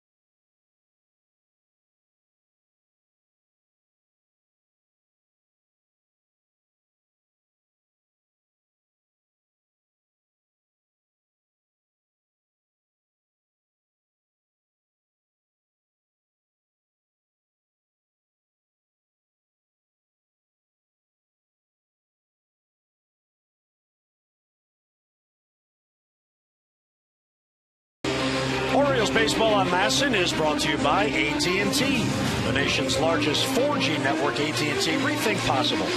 By Chevy Cruze, offering the best highway mileage of any gas engine in America. And by Hyundai, new Hyundai owners are talking about their cars in the booth. So how do you like your barbecue? A lot of sauce on the ribs? Actually, they look real good. They do look You got good. any connections out there? Boog out there? Boog threw out the first pitch last night. Did he? Yeah. You didn't hear everyone yelling, Boog. Well, I thought Lou Ford was in. No, he was at the hotel. He was hiding at the hotel. Chris Davis fouls it back. Betemit on deck, then Quintanilla. And a bouncer swept to second base. He hit it right into the shift. And Weeks gets him 1 out here in the 4th inning. On Sunday, August 12th, bring out the kids. All kids 14 and under at the game at 1:35 against Kansas City can run the bases after the game. So you enjoy a great ball game here at Oriole Park, and then the kids live out their big league dreams on the field. Get your tickets in advance at Save 888-848-BIRD or visit Orioles.com. Mentioned there are a lot of kids here today because it's one of the Dugout Club days, which is a fabulous deal for your families.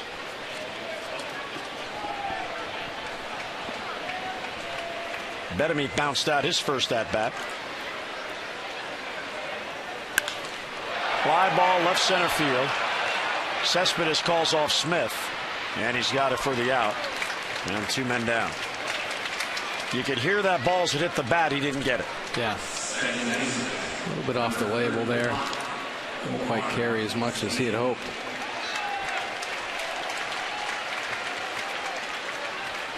Here's Omar Quintanilla. He got the rally going in the 3rd. He's been working on his bunting with Jim Presley, a bunt single to get on, and that got the rally going.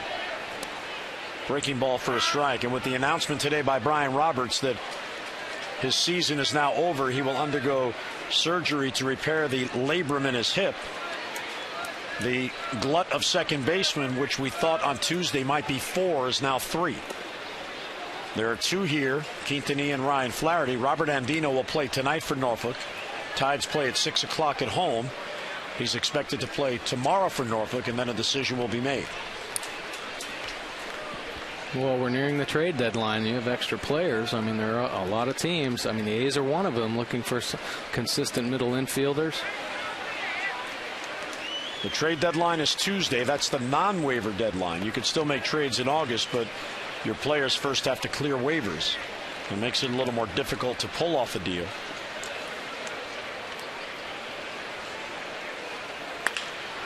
Ball hit towards right center field. Cespedes on the run. He's not going to get that one. That gets down for a base hit and gets all the way to the wall. I don't think Omar Quintanilla is worried about the numbers game at second base. No, I don't think so either. He has been swinging a hot bat and shown some power. Last night drove one to the left center field wall. This one pulls this pitch up and out over. Nice aggressive swing there and drives it to beat Cespedes. You get a ball that hits the grass beyond an outfielder out there, you know you hit it hard, especially with Cespedes running around. Quintanilla is 9 for his last 18. Here's Markakis, a chance for a 2-out RBI.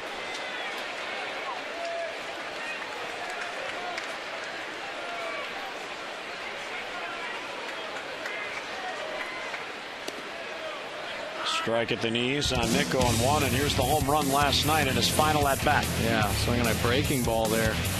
Great swing, get him back in the home run groove. Nick Markakis. I mean, he's such a good hitter. He uses all the fields. We've seen him since the All-Star break, hitting balls, spraying balls everywhere, doubles. But it's good to see him get that power stroke back last night. Line drive right to the shortstop, Hicks, and that's how the inning ends. He smoked it, but Hicks had it played perfectly. A double, a man left. We're through 4 at Camden Yards. Birds in front.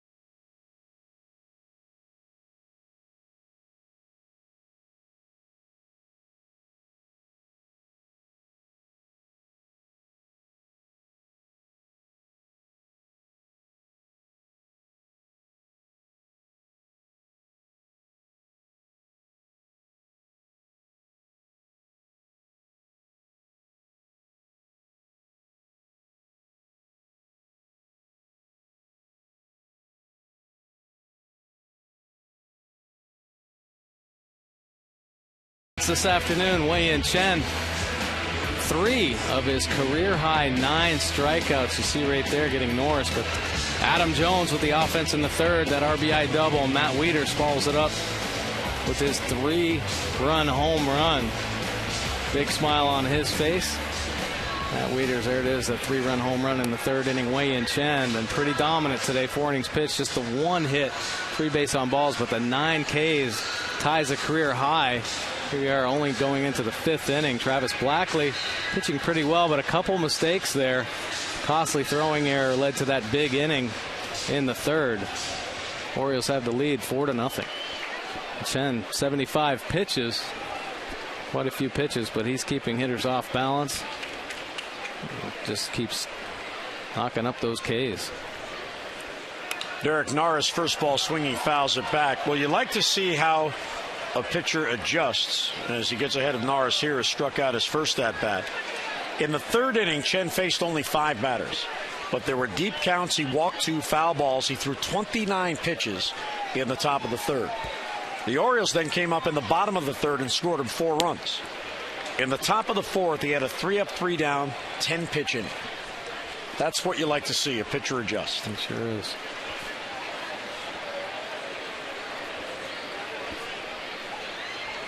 Here's the 1-1 to Norris. It's bounced towards Hardy. JJ charges to get the hop, in between hop there, but he still played it clearly. And he gets his man. Our PNC minor league report brought to you by PNC for the achiever in you. Tim Berry at Frederick, left-handed pitcher. He is beginning to get on the radar. 21 years old, 50th round pick in 2009. Since he was promoted from Delmarva, a 3-2 record for Frederick, 4.34 in 10 games. And last night, in a no decision, he pitched very, very well. A 50th round pick. He was the 1,000th 496th player taken in that draft. 1,495 players were selected ahead of Tim Berry, but he's a prospect. He's left-handed. They drafted him out of high school, brought him along slowly, and now he's starting to show what he has. Yeah, getting the opportunity to pitch at a higher level. Hey, that's what it really doesn't matter. I mean, granted, there are top picks in the draft, but wherever you're picked in the draft, you have an opportunity to prove to the organization how good you can be. And this is a situation where Tim Berry is kind of getting on the radar, getting promoted up to Frederick, high A, and having some early success. The Orioles traditionally with high school pitchers, unless you're Dylan Bundy, they bring you along very, very slowly through the minor league system. Rarely until the 3rd season do you even get to a full season team. And Smith down on strikes, and there's the career-high 10th strikeout for Wei-Yin Chen. Well, I wouldn't be surprised if you start seeing more chases because Chen's been all around the zone. This pitch is a fastball up and out of the zone. Seth Smith with 2 strikes trying to be aggressive. Chen gets it by him. Here's Brandon Hicks, number 9 batter, swing and a miss.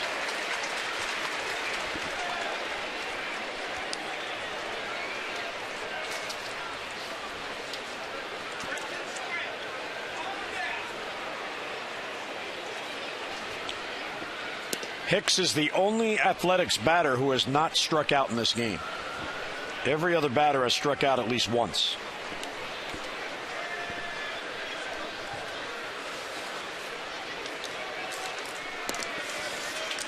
And a strike call. Well, his first at bat, he worked the count to 3-2, and it was really pretty good at bat by him. Laid off some tough pitches from Chen and drew that walk. And the 1-2 is popped up right side of the infield. Mark Reynolds will put it away. And Chen has another 3 up, 3 down inning, his 2nd straight and 3rd in the game. Mid-5th at Camden Yards, 4-0 O's.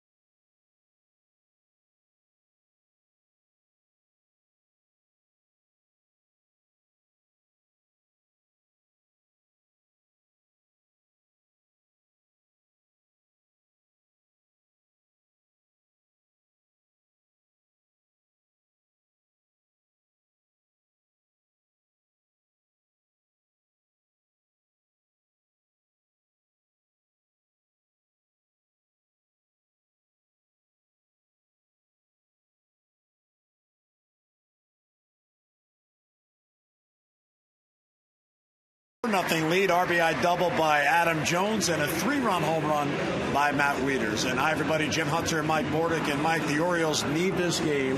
The last game in the homestand, Tampa Bay got 2 out of 3. Birds lost the heartbreaker on Friday night, lost last night. They need a win to go on the road feeling better about it with a tough road trip ahead. Yeah, and Wei Chen is really rising to the occasion. What a performance so far. Career high 10 strikeouts, and doing what he needs to do to be successful here and get the Orioles back on track before they do head into a tough road trip against the Yankees in Tampa Bay. Offense picking it up a little bit today with some big hits from Jones and Wieters, but Wei Chen, the story right now, holding this hot offensive lineup from the A's to a minimum right now, just the 1 hit and the 10 strikeouts. Yeah, and that's what you like to see. You like to see the hitting coming around while the pitching is pitching well, and we've seen both that in this game. And here we go as Hardy will lead off for the Orioles in the 5th.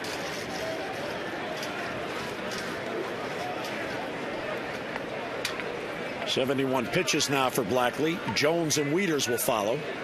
And a foul back. 0-2 on JJ.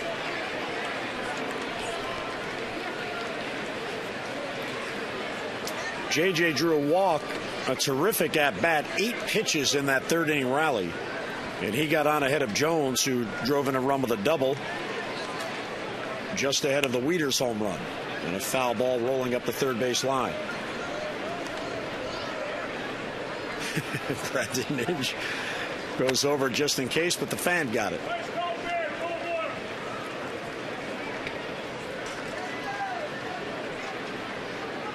Blackley has not lost in his last 7 games in 6 starts, but trails here.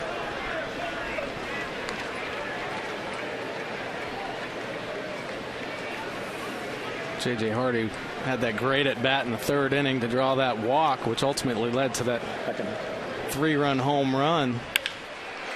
And a base hit into left field. Big for him to get on base right there as well. Really have to keep the heat on this Oakland A's team, because we've seen their potential to come back in ball games. So really every game matters. Breaking ball right here from Blackley. J.J. Hardy stays on it. Head behind it, barrel to the ball, and finds a hole. Hard ground ball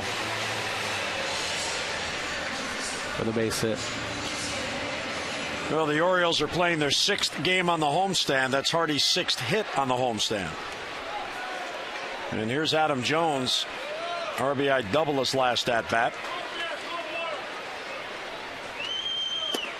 Outside, ball 1.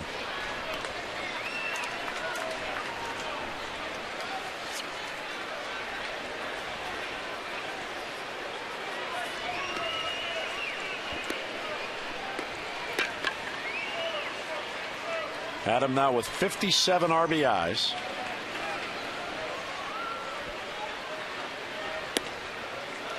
And he takes inside, ball 2.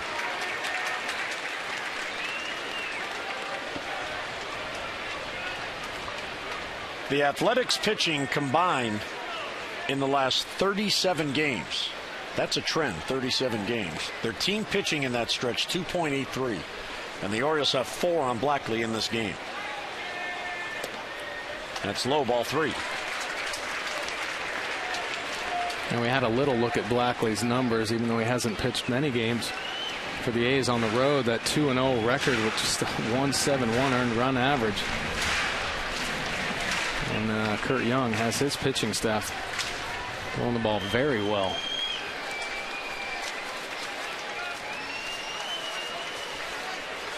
Hardy runs. The 3-0 is low, ball 4, and it gets away from the catcher. Hardy picks it up, but he stays.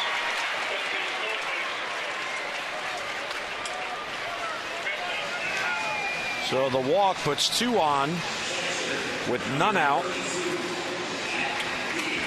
And you got to love the fact that J.J. Hardy in motion there. Adam Jones really mastering his strike zone. So Buck Showalter thinking that he can square a ball up if it is in the strike zone. Good take there, though, by Adam Jones.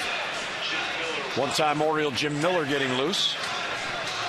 He's the only reliever we have not seen in this series. And Kurt Young with Blackley and his catcher Derek Norris.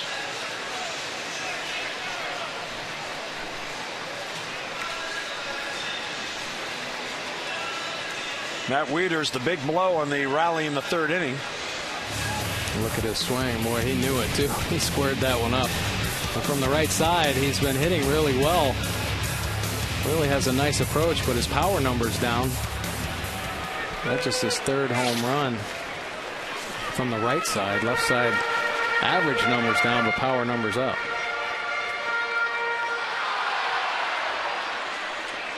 Two on for him, Hardy and Jones.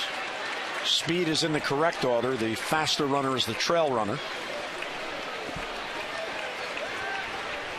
Orioles looking for those precious add-on runs. Nobody out. Big breaking ball. Wieters timed it, but he missed it. Well, with that swing, I think Matt Wieters was sitting on that pitch, obviously jumping on that fastball first pitch in his last at bat for the home run. But so now he's probably going to start me off speed. He got it and just missed it.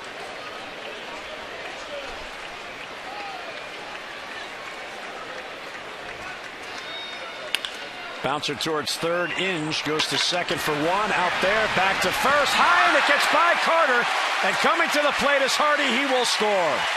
Not only do they not turn two, the Orioles get a run. And Carter having a hard time holding on to the ball over there, but really the high throw was caused by Adam Jones. We've seen it a number of times this year. Adam Jones plays the game hard in the right way. Look at him go after Weeks on the other side of the base, and Carter just clanks another one over there. Costly error. J.J. Hardy heads up, scores easy.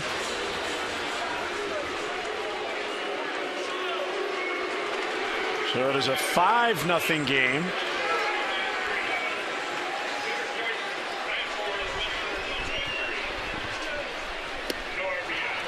And Ford swings through it.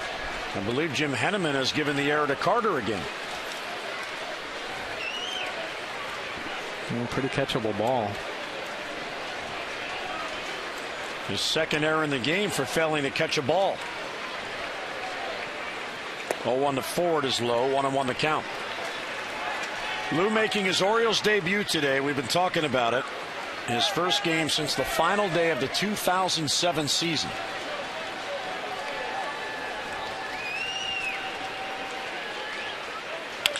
Bouncer towards third. Inge to second. Out there. Weeks back to first. Not in time to turn two. Well, Ford legs it out to keep the inning going.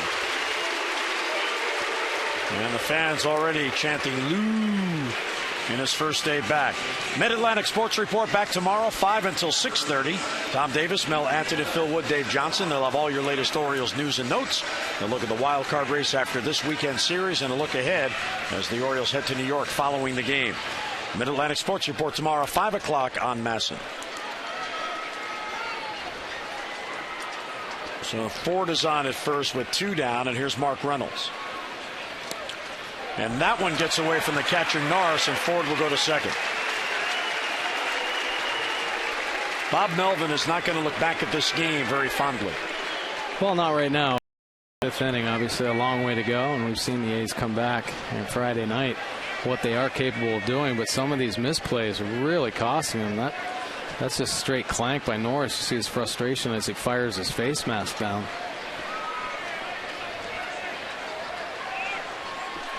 So Ford at second with 2 down with Reynolds up.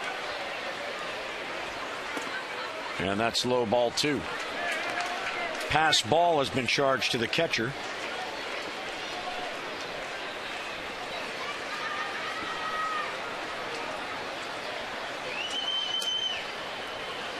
Orioles now with a 5-0 lead.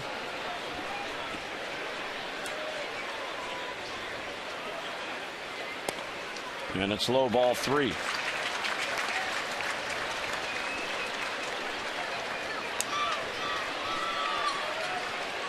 A run in on the error by Carter. Ford hustled to keep it going. Now he's at second and 3-0 on Reynolds.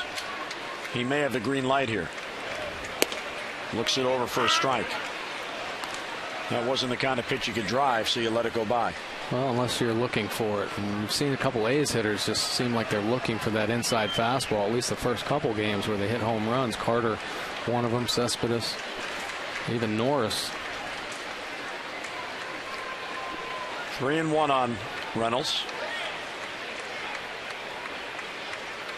Blackley deals, popped up, back of the plate.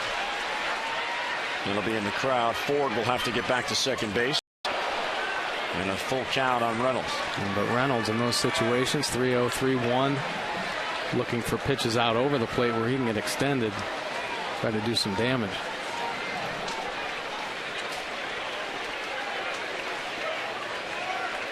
Good numbers with runners in scoring position there. You see 281 with 3 home runs. Well, full count with 2 down, Ford at second.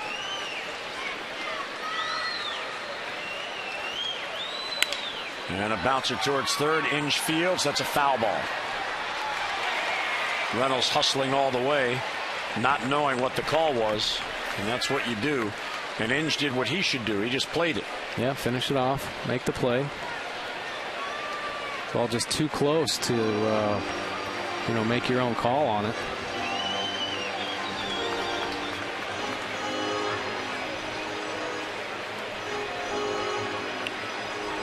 The white elephant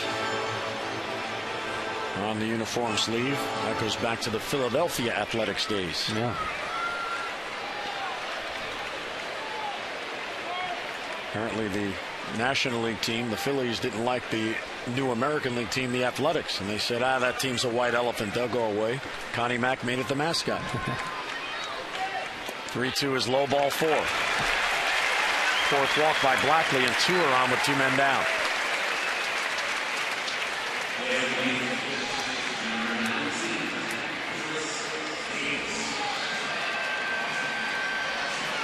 With Davis up, it looks like Melvin's going to go at least one more batter with Blackley.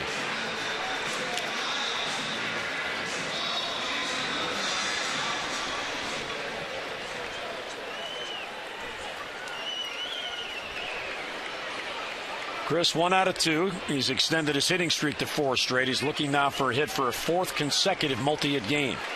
He has 2 on with 2 out. And swings through it on 1. That one he pulled off on. Yeah, he did. Oh, well, this is something that Jim Presley, the hitting coach, has been working on with Chris Davis. You see his hot zone. Pretty good all over the place, down and away, giving him a problem, down, up and away, a problem as well. But pretty good numbers. You make mistakes in the heart of the plate. High fly ball, shallow left center field. Cespedes is in, and he's calling. And he's got it for the out, and the inning ends. Orioles take advantage of a couple of walks in a big error to get a run. We're through 5. Nice day at the Inner Harbor and a 5-0 O's lead.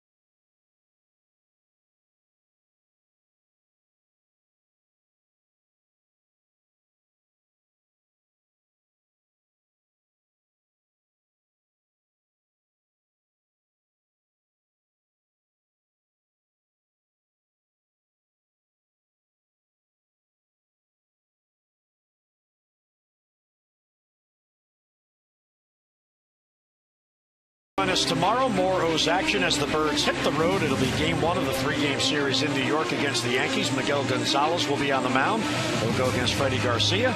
Our coverage begins on Mass in HD at 6:30 with O's Extra presented by Jeep.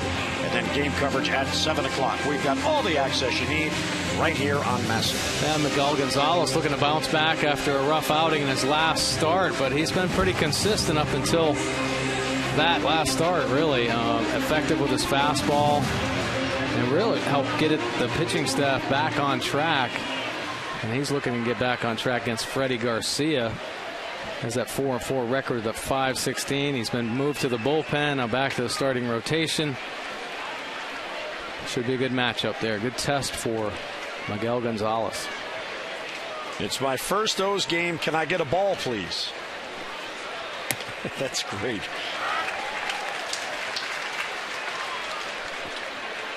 Maybe we can send one over. Where's that youngster? Weeks, Gomes, and Reddick. Oh, big swing and a miss, 0-2. Since the Orioles got Chen the lead in the bottom of the third, he's had a 10-pitch fourth and 11-pitch fifth. And he's 0-2 on Weeks.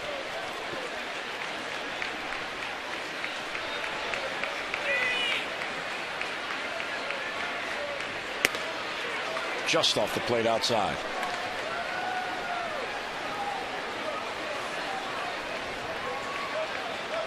You see he's at 89 pitches, to 70% fastballs and 20% breaking balls, 10% off speed, but that fastball really the key for Chen. Many of his strikeouts just fastball location, locking up righties in, able to paint away, keeping it down in the zone. Career high 10 Ks in the game. He has walked 3.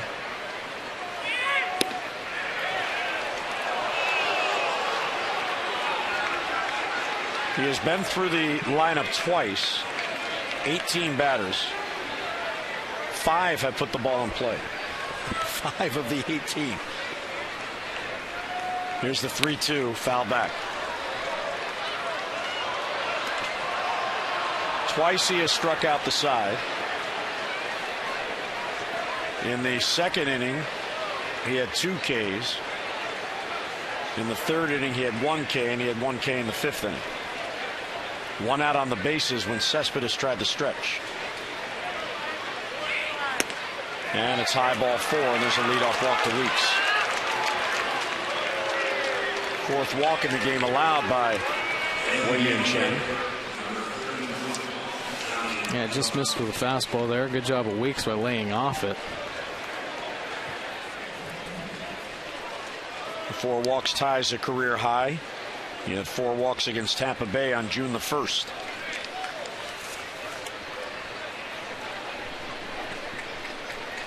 Johnny Gomes now the DH.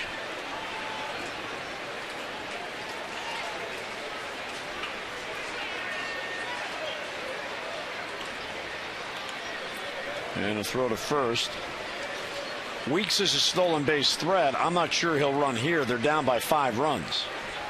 Chen has held the Athletics to 1 base hit through 5 innings.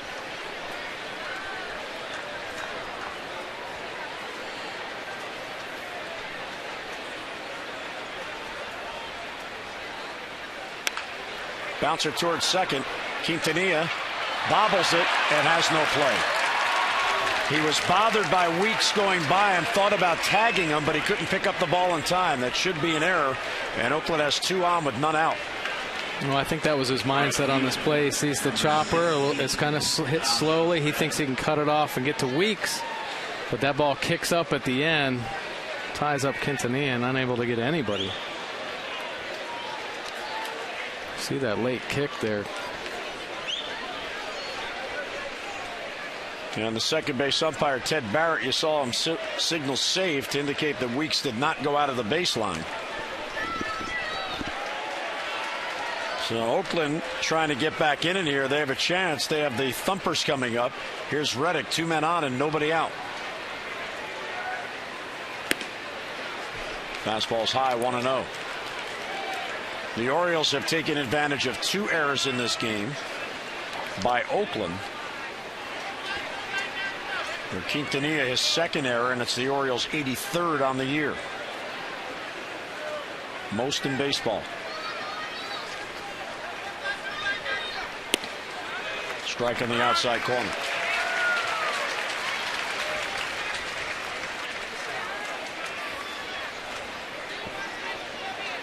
71% fastballs for Wei-Yin Chen. And with that command, why not?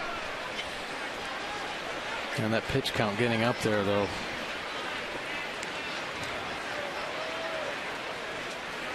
There's a strike. Laid it right in.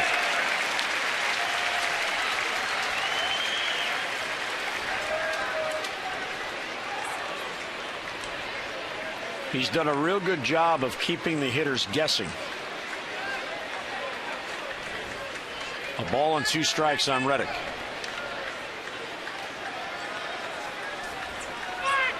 And he got him. Oh, huge strikeout for Chen.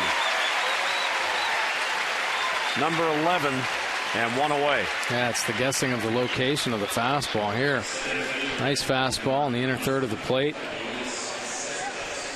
Reddick unable to get to it.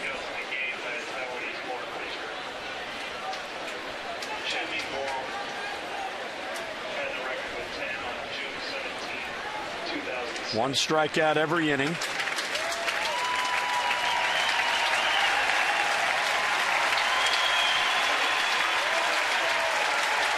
Wei-Yin Chen, Major League record, most strikeouts in a game by a Taiwanese-born pitcher. 11. And a nice ovation by the fans. I'm not sure he's aware why they're cheering. No, I don't think he is, but that's great that they recognize that and appreciate good starting pitching and what Chen has obviously done for the Orioles here this year. Chen-Ming Wang, of course, is the big star from Taiwan.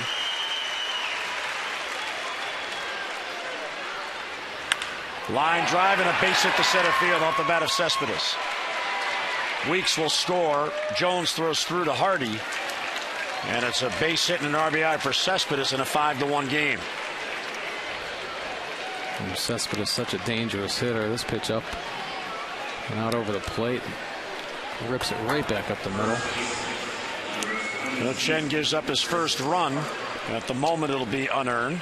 Our O's Extra post-game tune-in brought to you by PNC Bank for the Achiever in you. Tom Davis, Rick Dempsey standing by. They'll break down the game. You'll hear Buck Showalter's post-game press conference, player interviews from the clubhouse, and more. Maybe even expert analysis from Mike Bordick. That's O's Extra post-game presented by PNC following the game. Rick Adair out for a chat. And you see Chen at 99 pitches, the most he's thrown this year, 109 pitches. Getting close to that point. Actually, his last start against Tampa threw 109 pitches. Now, one thing you have to remember, Wei-Yin Chen, when he pitched in Japan, he would pitch on 6 days rest. So getting used to the rotation here every 5th day, and now pitching deeper into ball games, pitch counts getting elevated, getting stronger. Pretty testament to the condition that he's in, and he's been able to make that adjustment successfully.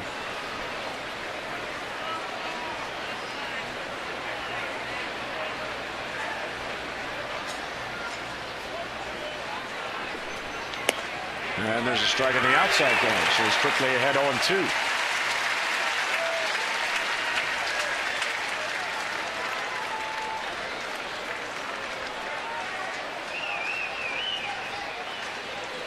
According to Baseball Reference, there have been 8 players who have played in the big leagues from Taiwan. Just 8. And a foul back 0-2.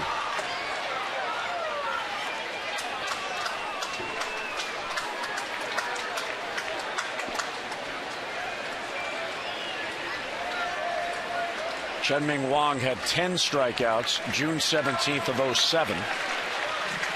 And Wei-Yin Chen says Chen-Ming Wang is the big star baseball player in Taiwan, and he looks up to him.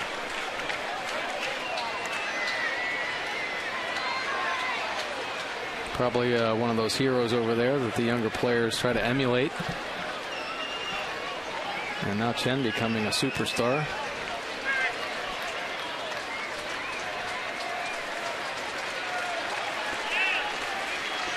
Five to 1 game, 2 on, 1 out.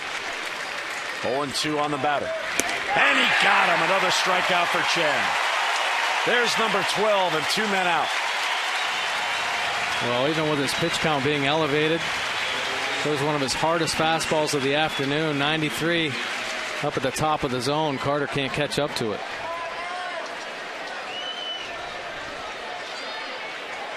Good look at it right there. Right at the top of the strike zone.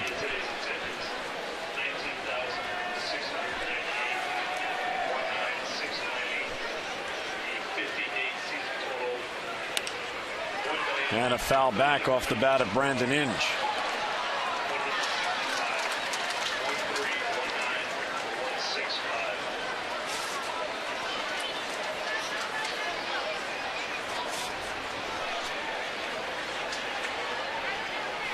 Two on and two out, a run in. 5-1 Orioles lead. 0-2. I think Rick Adair went out there and said, listen, they haven't touched your fastball. Why waste your time with any other pitch right now? If you want to finish out this inning, be aggressive with it. And that's what he's done to Carter, and now gets ahead of Inge. 0-2. Fans want a strikeout. 0-2 the count. And a foul back.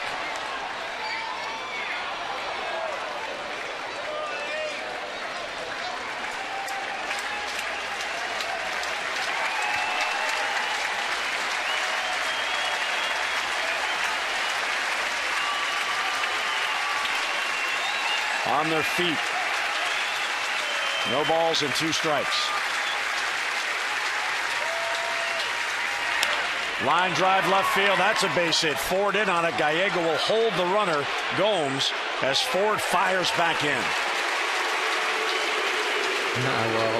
Lou Ford out there showed off his arm, one of the first plays of the game, throwing Cespedes out at second base, and Mike Gallego obviously paying attention to that. Base hit from Inge. Lou Ford comes in aggressively with a strong throw, and Gallego holding Gomes up. And that will do it for Wei-Yin Chen. And here's Buck Showalter's second visit in the inning. The error denying Chen the chance to get through this inning. It's his game to win, and he deserves it.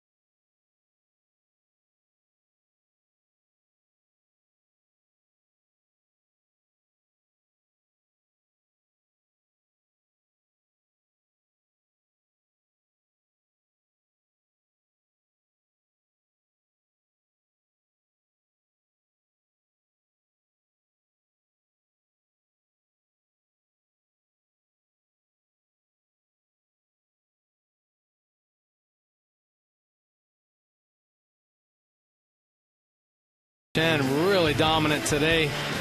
Great fastball location, working it in and out. Just tallying up the strikeouts. Spotting it down in the zone, inside. And the ace hitters having to chase out of the zone a couple times. What a performance by Wei-Yin Chen. You see 5 2/3 innings, just the 3 hits. Gave up that 1 run. 4 walks and 12 strikeouts. 108 pitches. Nice job, Wei-Yin Chen. And the crowd really appreciated it. Great round of applause as he left the field. And that'll bring on Darren O'Day. Darren O'Day starting to settle back into the form that we're so used to. Has had a rough spell, though. 7 earned runs in 10 games recently, but starting to get back into form. Outside to Derek Norris. O'Day inherits the bases loaded with 2 down.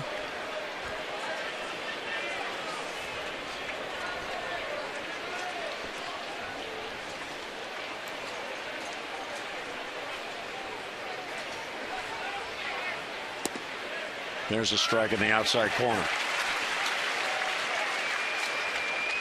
Now, even though there was an error in this inning, that run to Chen is now earned because of the 2 base hits that followed. The official score can say accurately that Weeks, who got to second base in that play, would have scored. In the meantime, the tying runs at the plate. And outside, 2-1.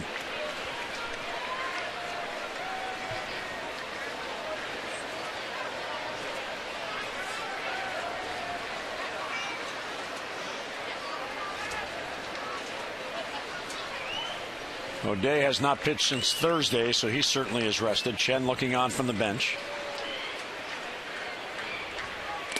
Oh, good pitch.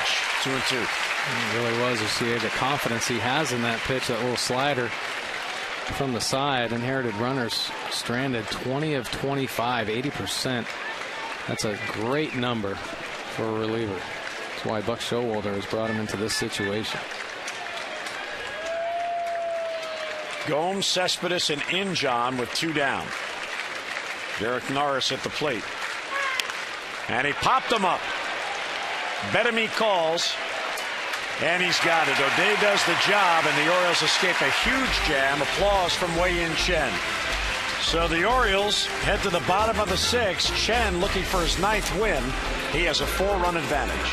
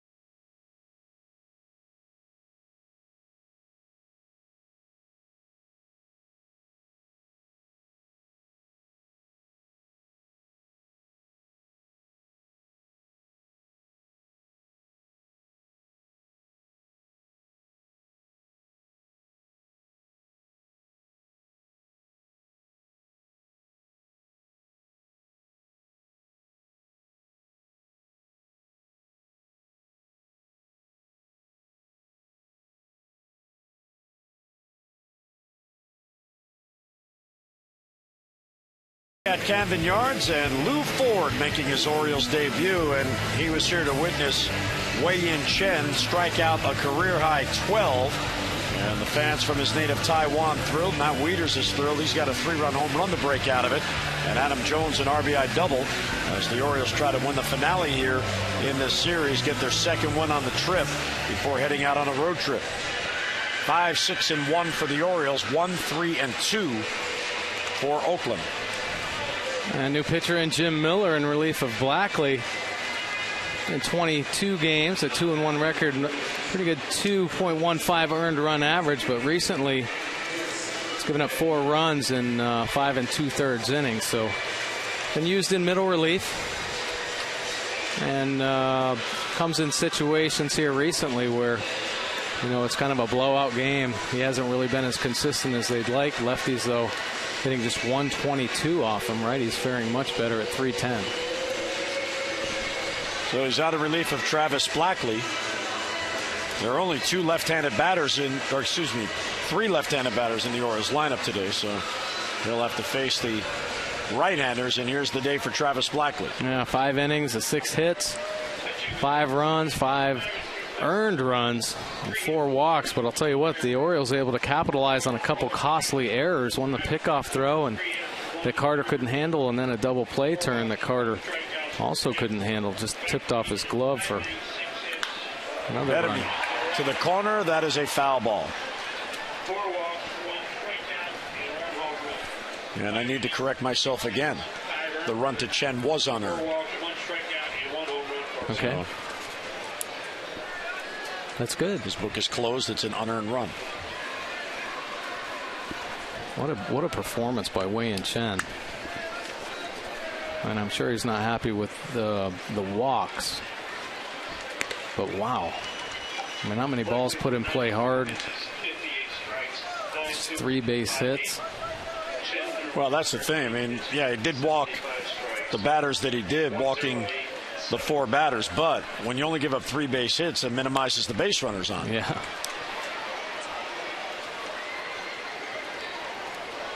And wouldn't you know it, the one time he walked the leadoff man was in the inning in which the run scored in the 6th. Mm-hmm.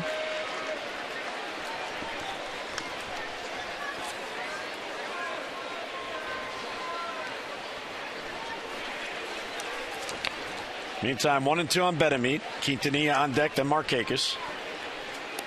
And strike 3 right there. So Betemit retired and 1 away in the Orioles 6th. Fans, you can celebrate the second half of the season with a group outing here at Oriole Park. Always a lot of fun. So gather up the family, your friends, co-workers. Enjoy a fun-filled day or night of Orioles baseball. And they also have discounted ticket prices for groups as small as 15 and party facilities to fit up to 1,000 fans. Oriole Park can make your group outing an exciting experience. So plan ahead, 888-848-BIRD, or get online, Orioles.com/groups. Breaking balls high to Quintanilla.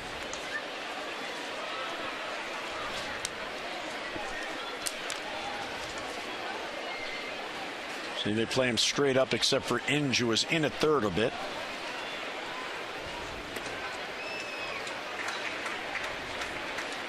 And 2-0 the count. Bunt single to get the rally going in the 3rd, and then a double in the 4th.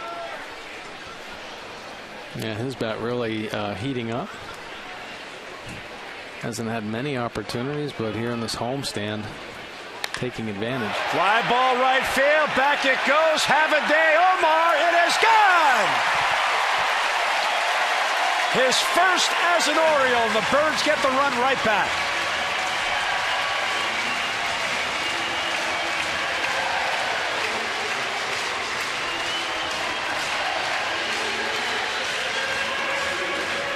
Good answer right there by Omar after making that error in the last inning. That'll make him feel a lot better. That run back with the home run.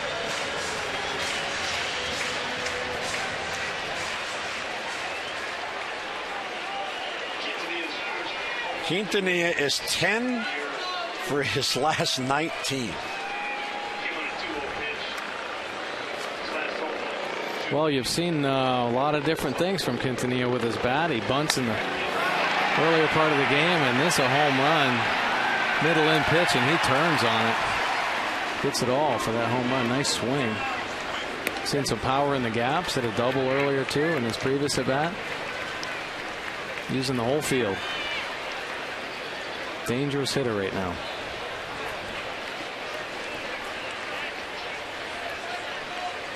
Nick is 0 for 3 and pops this up foul. That'll be back in the crowd. Nick looking for a hit to extend his hitting streak to 9 in a row. Well, what's very impressive about this surge by Quintanilla, he's now got a 5-game hitting streak. He was picked up last weekend. O's made a trade when they were in Cleveland. He joined the team on Saturday, got in the lineup Sunday. He knows he's here because Andino got hurt. He told us that last week when he chatted with us on the pregame show. Yet, he knows it's an opportunity, and that's what you like to see. Sure do. Take advantage of the opportunity given. Bouncer towards first. There's Carter. And he'll flip to Miller and 2 men down. Yeah, and he is taking advantage of his opportunity here. And the Mets send him down. Orioles pick him up. Great chance. getting an opportunity to play every day right now and showing what his bat is capable of doing.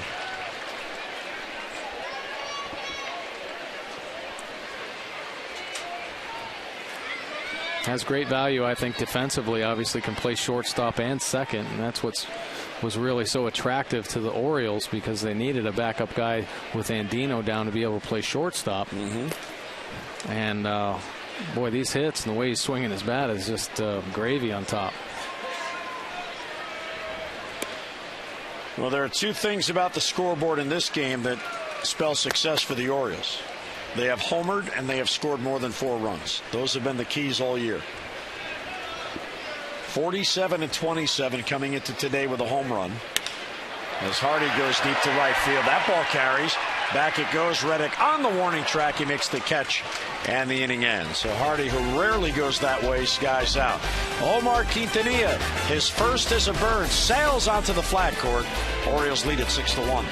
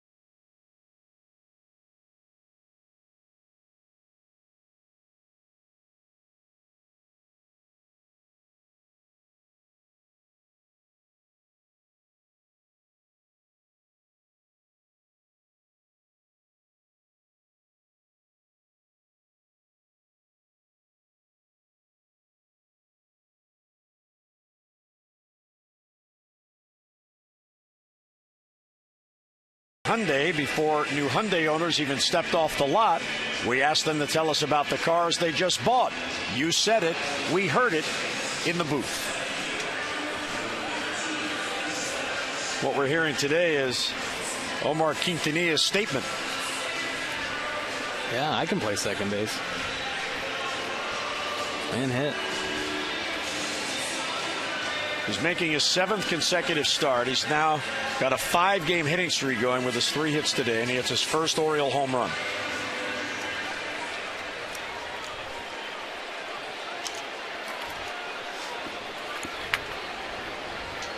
Darren O'Day stays on. He got the final out in the 6th to strand the bases loaded. Seth Smith will lead off, then Hicks and Weeks are due. 8, 9, and 1. Outside 1-0.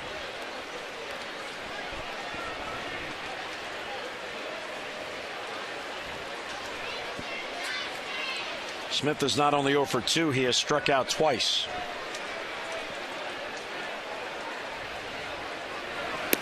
There's a strike. To put in perspective what a day Wei-Yin Chen had here today with the 12 strikeouts, it is the most in a game by an Orioles pitcher since July 7th of 2007, 5 years ago. Eric Bedard had 15 strikeouts against Texas that day. Hard hit ball right to Reynolds, 1 down.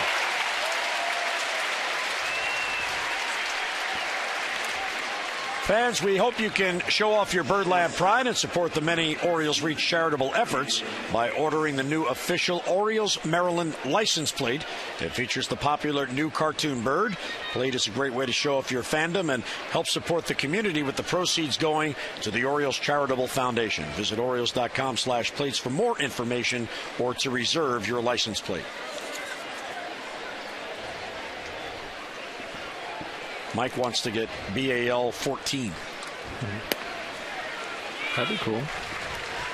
I like those plates. That new cartoon Toonbird is a big hit. I mean, you see those hats everywhere in the city right now.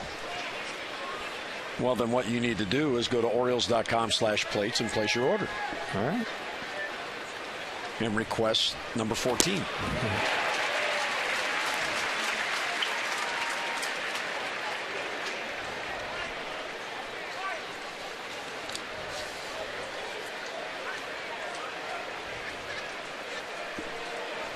Oh, 0-2 the count on Brandon Hicks. I don't think Nolan Reimold would get upset. You had it first. Yeah, Nolan told me last year, he goes, geez, I didn't even know you wore number 14. I don't even think Nolan Reimold knew that I played for the Orioles at one point.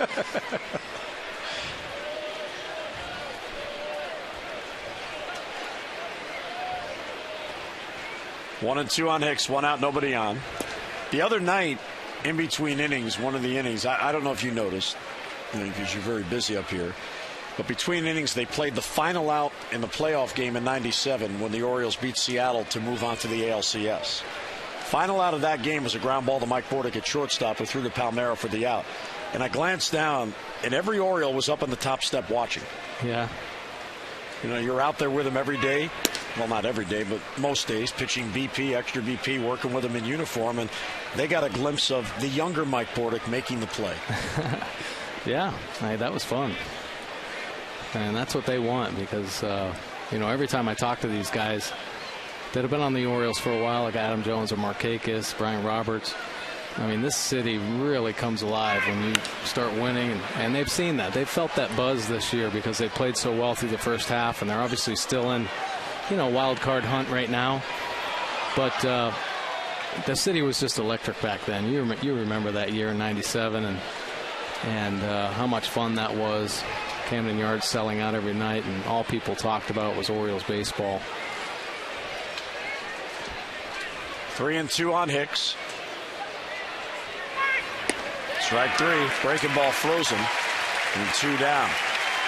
Rodea struck out his first, and he's retired all 3. Now look at that slider. Really had to work this at bat, but locks him up on that front door slider.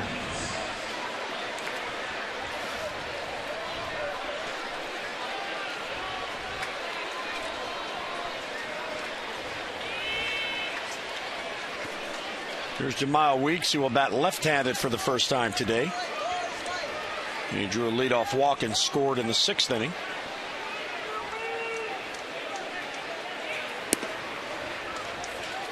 Ball 1.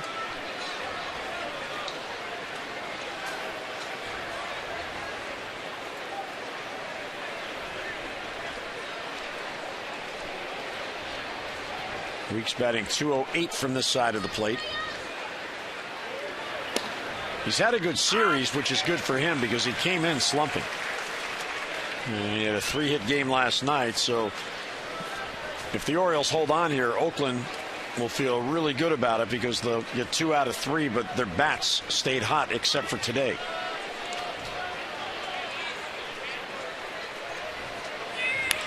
Bouncer towards third, and that's a fair ball. It stayed fair down the line. Lou Ford over. Weeks flying to second base. The throw is not in time. Boy, does Ford cover ground in a hurry out there. He got to that ball quick down the line. Now, obviously, Weeks not going to be able to drive that ball over his head, so he's a little shallower. Good look at it right here. Chalk in the front of the plate and chalk at the end right over the third base bag. And who comes into your picture? Lou Ford hustling over there. And there was another strike to Quintanilla. Quintanilla, smart play, keeping that glove on him because as the day heats up the dirt, a lot of times runners going into second base aggressively will slide beyond that bag. Here's Brandon Moss, who will pinch hit for Gomes. Get the lefty in there. He'll take over the DH spot.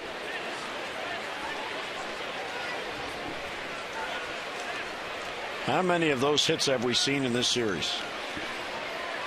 The chopping base hits. Yeah, too many. Foul off the bat of Moss.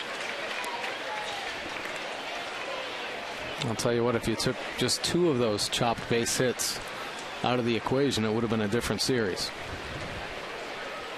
Troy Patton now getting loose. Lefty Reddick is on deck. Weeks at second with 2 down. That one's too tight. Wei-Yin Chen 5 2/3, an unearned run on 3 hits, a career high 12 strikeouts, and he walked 4 batters. Tremendous day for Chen. Now O'Dayon got out of the bases loaded jam in the 6th. Line to center field. Jones in on it, and he can't get it. He trapped it. Firing towards the plate. Weeks is held and just does get back. What a play by Adam Jones. Even with 2 men down, Weeks couldn't get a good jump on him. Well, that was a great play by Adam Jones. Kind of risky right there. I mean, I think he thought he could catch it in the air and then came up and short hopped it, much like a third baseman would. Fires it home. Mike Gallego puts the brakes on Weeks. Weeks head down. Picks Gallego up just enough time to get back to third safely. And with the lefty Reddick due up, here comes Buck Showalter. So after 2 outs and nobody on, a double and a single, Oakland has runners on the corners with 2 out. Orioles leading at 6-1. Troy Patton comes on for the Birds in the 7th.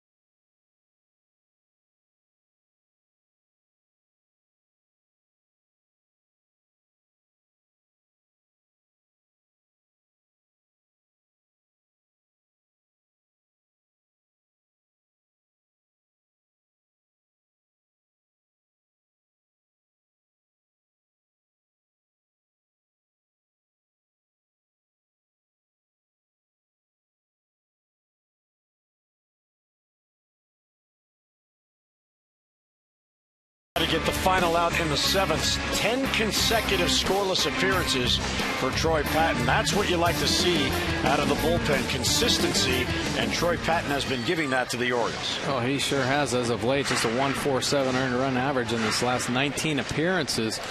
And you saw that highlight right there. He struck Reddick out on a fastball inside. Well, who's he get to face? But Reddick right here in this situation. He inherits 1st and 3rd and 2 down. Rip foul. Whatever Reddick was looking for, he got it. I think he was looking for that fastball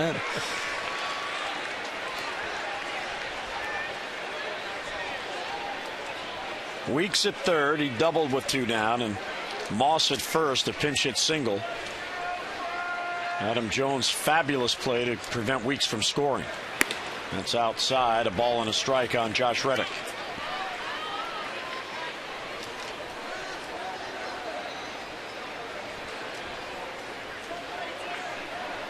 Patton worked Friday night. He pitched an inning, including that strikeout of Reddick.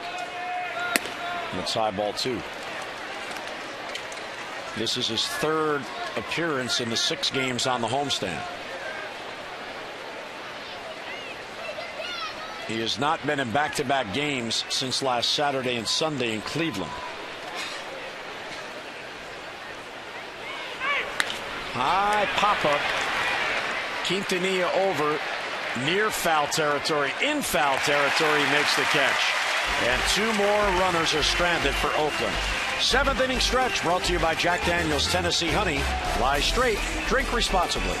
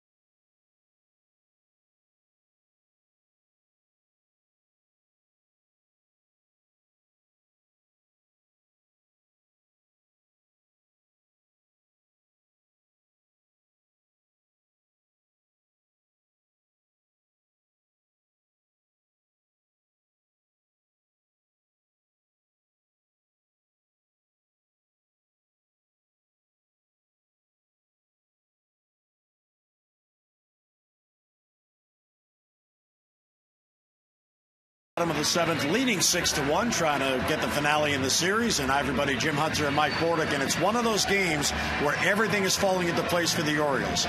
Chen pitches a great game, so you get the good start from the starter, timely hitting, clutch hitting, and then when the Oakland team tries to rally, the bullpen comes out and puts out the fire. Yeah, so nice to see everything come together. We talked about how crucial this game was. Even though they haven't won yet, they're playing great baseball right now to this point. That timely hitting, big home runs there by Matt Wieters, and then, of course, the double by Adam Jones. But great pitching, obviously, by Wei-Yin Chen. Get the call to the bullpen. O'Day comes in, does a nice job, and Troy Patton, who's been lights out here recently. So a couple innings to go, but things are looking good for the Orioles. And really, the Wei-Yin Chen start, that's what has the Orioles in position to win. If the Orioles starters give them a chance, they're a very good team, and Chen showed that again today. Yeah, give them an opportunity because the bats can come alive. A couple of the Orioles hitters starting to heat up.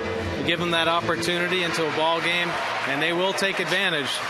And you see that long ball by Wieters, how the dividends paid off there, and then obviously Konia having a big day offensively as well, delivering his first home run as a Baltimore Oriole.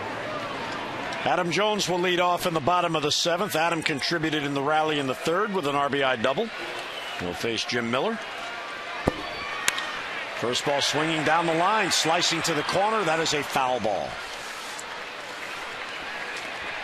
Adam doesn't go that way very often, but he hit that one hard.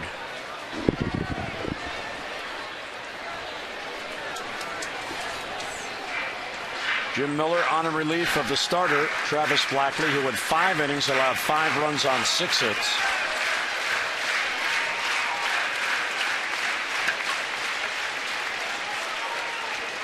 Jones is 1 out of 2 plus a walk. 5 for 20 on the homestand, but he has 7 RBIs in the 6 games. Popped up, back this way.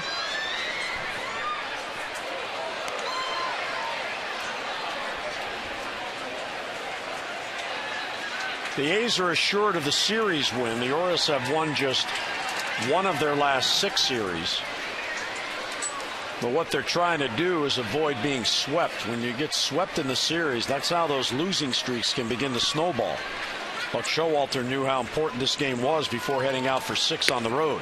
And Jones goes down on strikes as he misses the fastball in 1-0.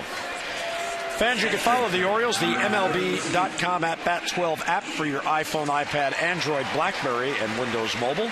Get live audio, pitch tracking, video highlights, and more. Text @Bat to 31826 or visit Orioles.com for the details. You know, you had mentioned that how sweeps can really affect you as a team, especially in this part of the season. Well, the Orioles right now, even though they're not playing as well as they'd like, they're playing well enough to keep their heads above water. And really that's what they have to do until they get out of this kind of lull in the season and get everybody back on track and start playing more consistently. You see some of the offensive players for the Orioles stepping up and starting to get back into a groove. And when that offense starts kicking in, boy, they can compete with anybody. So keep your head above water, keep battling. Of course, they want to try to win every series, but when opportunities come up like this game here, this is a crucial game heading into a road trip. Try to win this game on the end, keep some momentum going. 2-1 on Wieters.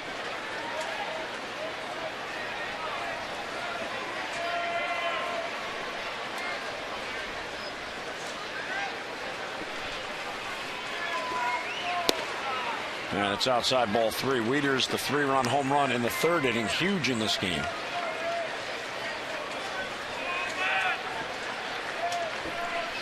Well, this is the 6th time on the year that the Orioles in a 3-game series lost the first 2 games in the series as Wieters fouls it back.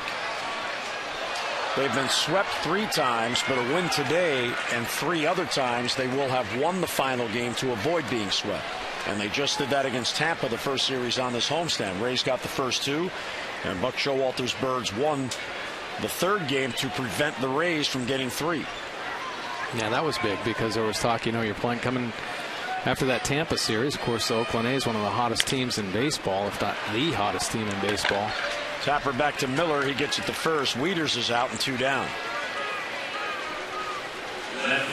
Yankees swept the Orioles a 3-game series in April. In fact, that was the second series of the year. Then in May, the Blue Jays swept 3 in Toronto. And then in June, the New York Mets swept 3 in New York. Those are the 3-game series sweeps the Orioles have had. So here's Lou Ford making his Orioles debut. He was brought up from AAA, his contract purchased.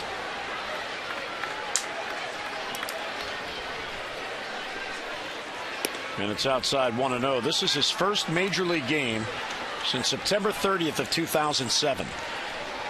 And on that day, the Orioles played the Yankees. It was the final day of the season, and they lost to New York. And when you look at the box score, you'd be amazed at the turnover. Swing and a miss, 1-1. Here's the Orioles batting order that day. Tyke Redmond, center field. Luis Hernandez at second base. Melvin Mora at third. Miguel Tejada at shortstop. Kevin Millar DHing. Jay Payton in right. Scott Moore at first. J.R. House catching. Freddie Bynum in left field. Yeah, nobody's here. Yes. I'll say turnover. And the pitching that day was Brian Burris, Victor Zambrano, Rob Bell, and Rodimus Liz. And that was the last day that, up until today, Lou Ford was in a big league game. Off the glove of the pitcher, Miller towards second. The race is on, and out at first base is Ford. Nice play by Weeks. So Ford is gunned down by an eyelash. 3 up, 3 down go the Birds. 8th inning coming, 6-1 Orioles.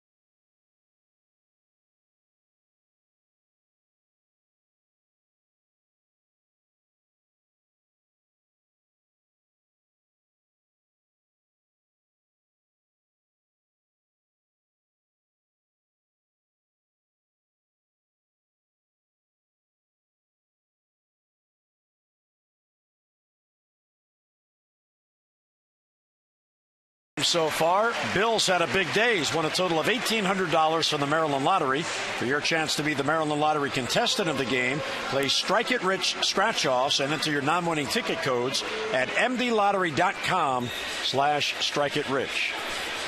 Bill McGowan's new favorite pitchers, Wei-Yin Chen, and Pedro Strop comes on. Yeah, Pedro Strop, 9 consecutive scoreless appearances. Been really dominant as a setup man for the Orioles. Great live fastball with some movement, about 97, 98 miles an hour, and devastating slider that when he can bury down and away, he gets a lot of swing and misses from right-handed hitters. And in 43 games, that 4-2 record, just a 1.40 earned run average, 35 strikeouts. Righty's hitting 130, lefty's 237.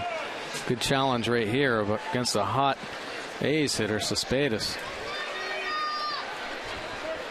2 for 3 today. That 306 batting average continues to climb. Well, another edge for Pedro. It's his first appearance in the series, so they haven't seen him. Ooh, look out. I saw that one. Yes, I'm young, and yes, I throw hard.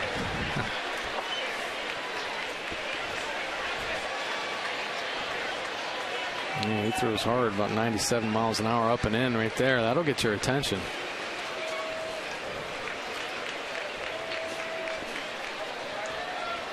Pedro worked Wednesday and Thursday against Tampa. Foul back, 1-1.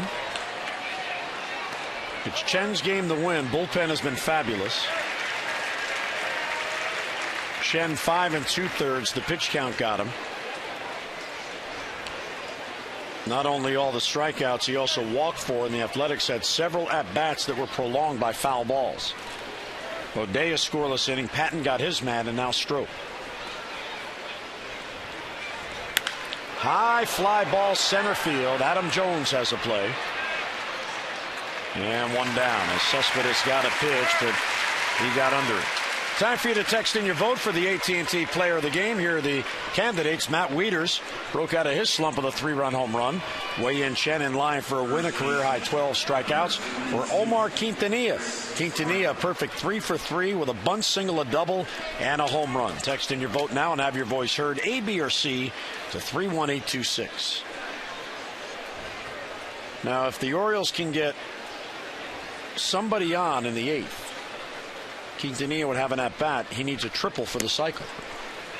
Ooh. Intrigue. Love it.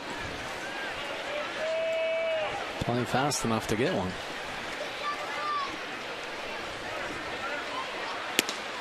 Strike in the outside corner, 1-1 on Chris Carter.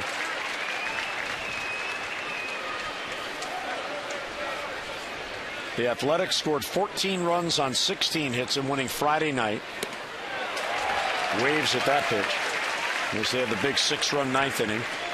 Last night, 6 runs on 11 hits. And today they've been held to 1 run on 5 hits. It's all about pitching.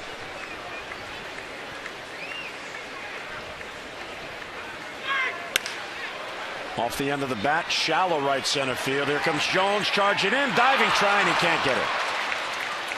Markakis there to back up. That's a bloop single for Carter.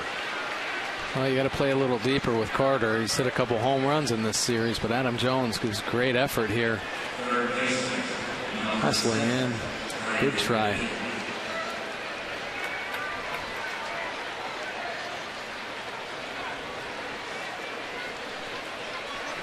Well, 1-out single.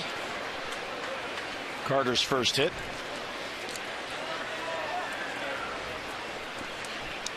Brandon Inge bounces it foul. Mike Gallego lets it go by.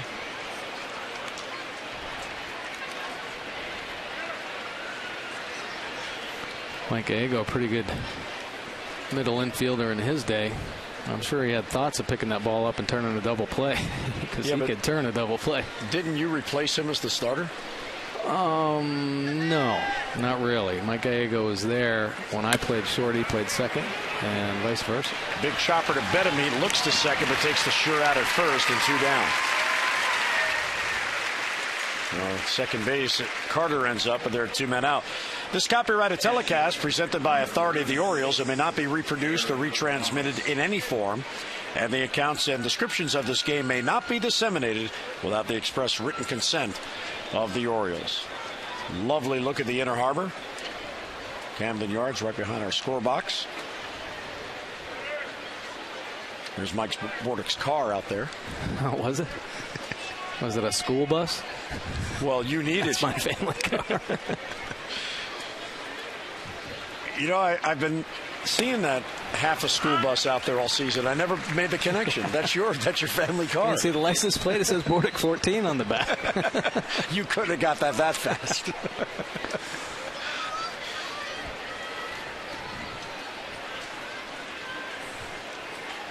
Derek Norris up. One day I would just like to tag along and not say anything when Monica goes food shopping. Oh, yeah. And it would be a challenge for me not to say anything.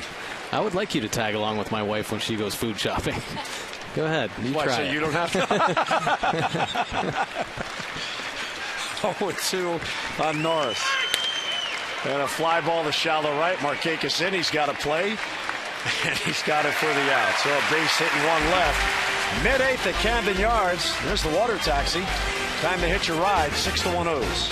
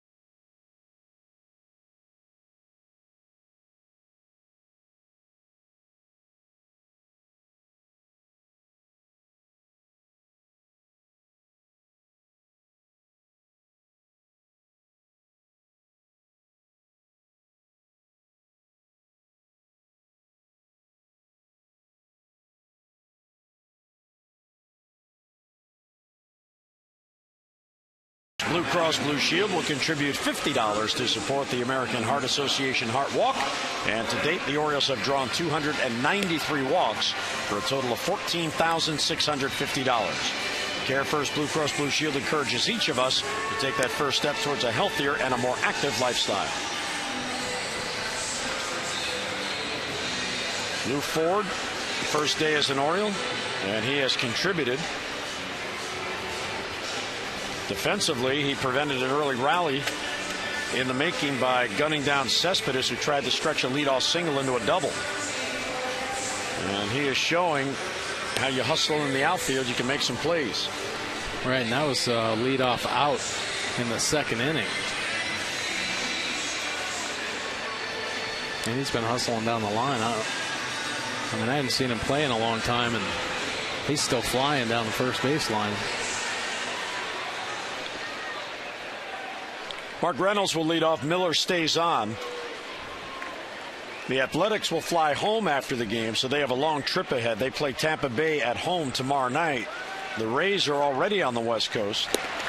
After playing here on Thursday in the day game, they flew to Anaheim. 3-game series there. They're in the bottom of the third, no score in the finale at the Big A. Here's a strike, 1-1 on Reynolds. The Orioles and Rays began the day tied for second in the AL East at 52 and 49.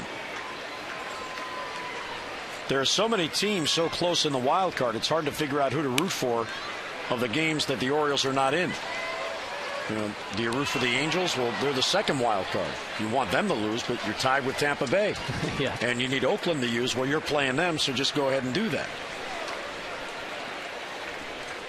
Yeah, everybody's so tight. I mean, eventually it'll start weeding itself out. But you want to keep yourself around the pack. Come September anyway. See where you are. I think as teams start playing in their own divisions, of course the Orioles are going to have a tough stretch at the end playing against American League East, but even you look at the A's, they're going to have to play the Angels a few more times, and the Angels just loaded up with another pitcher, Greinke.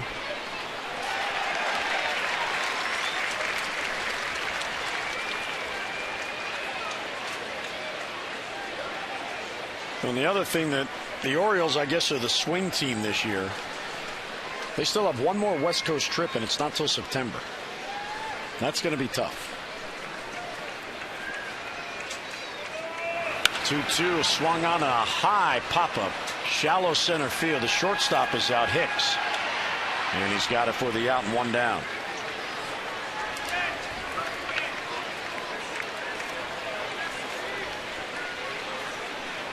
The ball was up there for a while. It was. Mark Reynolds is close. I know he's not doing the damage that he would hope for, but he is just missing some balls. I just have a feeling he's going to start heating up and driving the ball here towards the second half.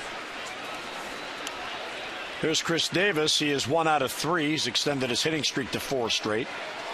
He's looking for a hit for a 4th straight multi-hit game, and he takes low. That road trip in September for the Orioles, they have a 12:35 Thursday game at home against Tampa Bay, just as they did the other day. Then they fly to Oakland, 3-game series there. Then they go to Seattle, 3-game series there. Then they go to Boston, the day off on Thursday, and then a 3-game series in Boston. So it's a 9-game and 10 days trip with the first 6 games out west, 3rd week of September. Yeah, tough travel schedule there.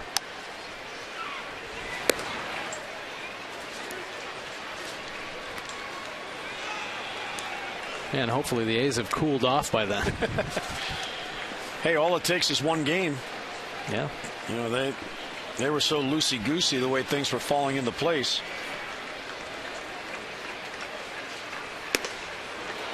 Big full cut, and he missed it.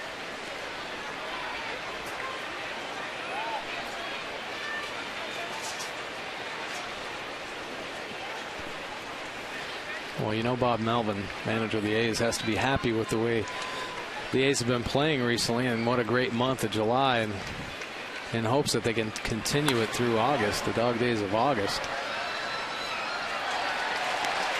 And August usually is the separator. That's when, we're talking about teams keeping their head above water. Well, August is going to determine that and how you end up approaching the month of September.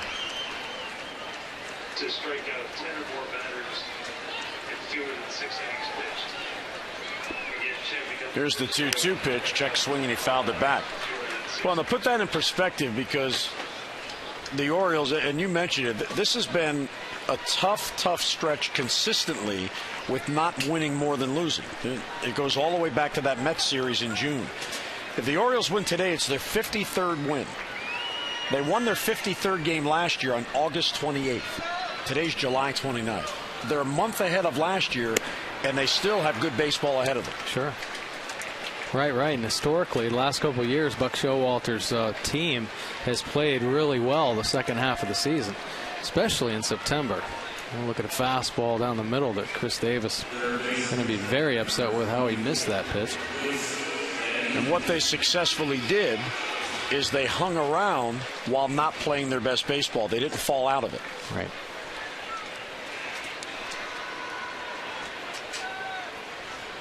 Now, having said all that, the starting pitching still has to settle down, but they're in the race, and that's what you want to be as the calendar turns to August.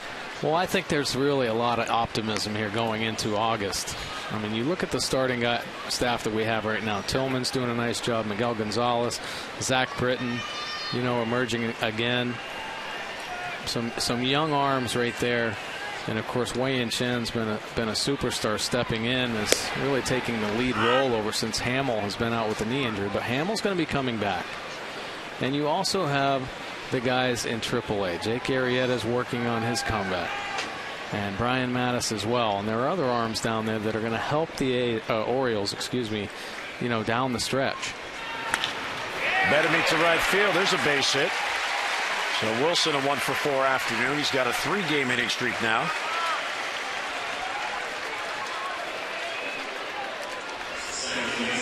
That is the second base hit allowed by Miller, who came on to begin the 6th.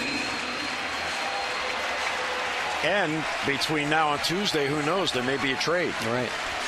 Yeah. I know if anyone needs a second baseman, Dan Duquette can help. Yeah.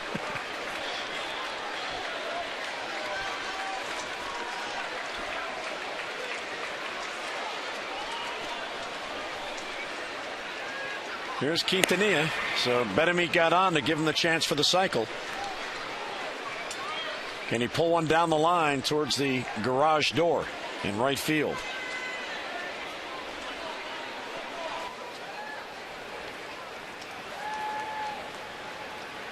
Now that would be the corner to do it.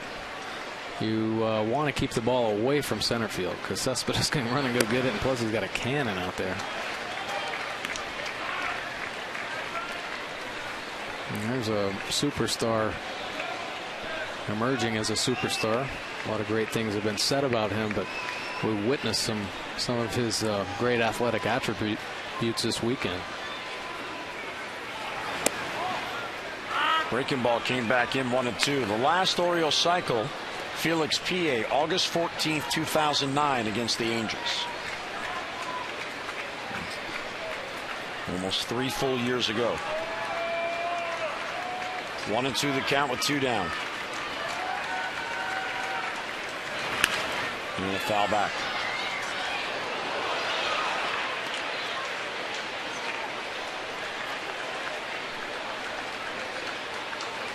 Miller's doing a good job for Bob Melvin, saving the rest of that bullpen that has really been used in this series.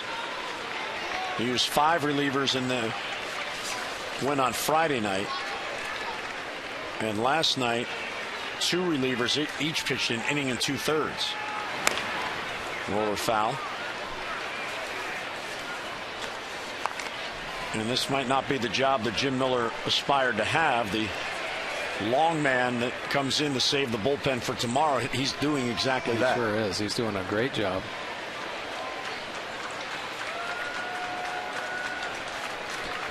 That's a good series. 583 average. Betemit at first with 2 down. And it's high. Miller got ahead. Quintanilla wouldn't chase.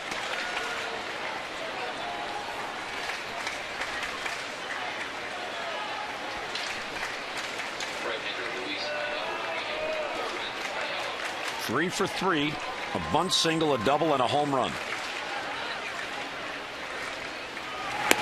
And he got him. Miller strikes out Quintanilla, and that ends the Oriole lead. So 2-out single, a man left. We'll head to the ninth. Buck and the Birds 3 outs away from a win, leading it 6-1.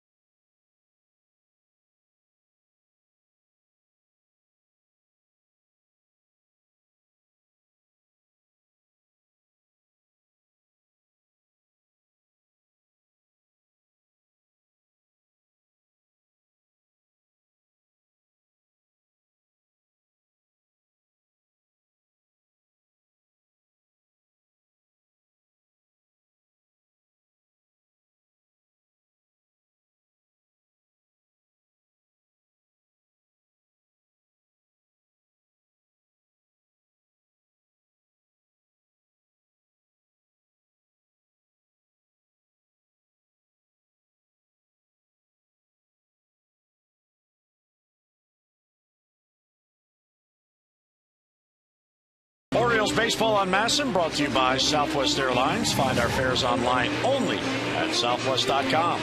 And by Dodge. See your authorized Dodge dealer and experience a world of performance, design, and fuel efficiency. Schedule a test drive or go to dodge.com and check out our powerful lineup. There's the Bambino. Baltimore zone, George Herman Ruth. Orioles head to the house that replaced the house that Ruth built after the game today. And here's Luis Ayala to pitch the ninth. Well, Luis Ayala has had a pretty good homestand here. 1 2/3 innings pitched and been successful. No earned runs, but has had a little bump in the road here recently. Had like a 4.42 earned run average over his last 18 1/3 innings pitched. So he's getting back on the mend. Made some adjustments out there. Working that sinker ball, that fastball that has that great action, induces a lot of ground balls. Pedro Strop had a scoreless 8th inning on the blue pit. That was the only base runner he'd allowed. Seth Smith, Brandon Hicks, and Jamal Weeks are due.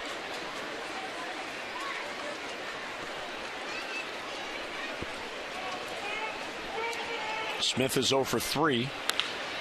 Grounded towards second. Quintanilla to his left. He gobbles it up. 1 pitch, 1 down. Here's an update on the voting for the AT&T Player of the Game. And Wei-Yin Chen is in the lead, a commanding lead, and he should be. He has 12 strikeouts. It's his game to win. The Orioles needed it. But still time to vote. A, B, or C to 31826. And Tom and Rick will have the results coming up on O's Extra Post Game. Ayala gets the first out. He'll face a pinch hitter, Eric Sogard. The lefty coming up. He started at shortstop last night and had a good night. Well, all three of those guys on the list, Quintanilla, Wieters, and Chen, had great games, but getting Matt Wieters back behind the plate to handle Chen, obviously very important. Here's a strike.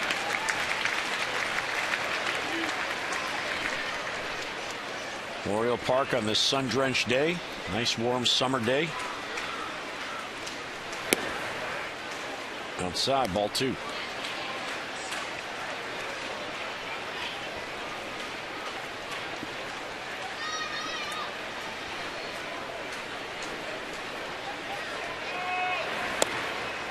Just missed. You know, the Athletics have to be wondering which team they are. Are they the team that came in with the .232 batting average for the year, or the team that's been scorching it the entire month of July? Well, you know, when the offense starts clicking like they have been in July, it just builds your confidence. You know, I think they were kind of looking for an identity, and pitching has been the most stable part of their team. That is a base hit down the line. It hugged the line. Markakis a long run over to get it, and Sogard has a pinch double.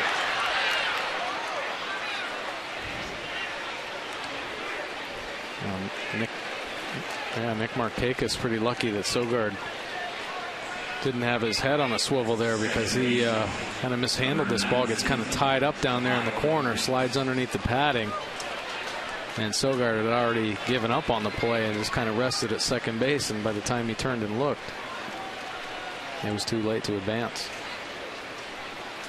Now that must be for drainage purposes, but that's interesting that there's enough room underneath the padding there for a baseball to fit. I know. And it, obviously you can see how it can cause some problems down there. Good look at it. I guess the best defense is to maybe put your foot in there if the ball is hugging down that line. Here's Jemile Weeks. There's a strike.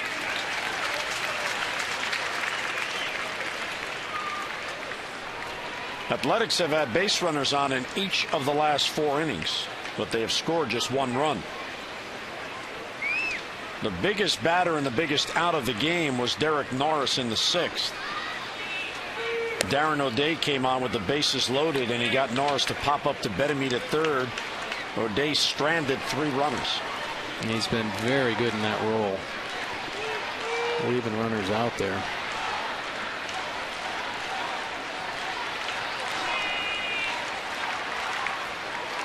Weeks is 1 for 3 plus a walk. Hit towards 3rd. Betemit has it. He'll free Sogard, and 2 down in the Oakland 9th inning.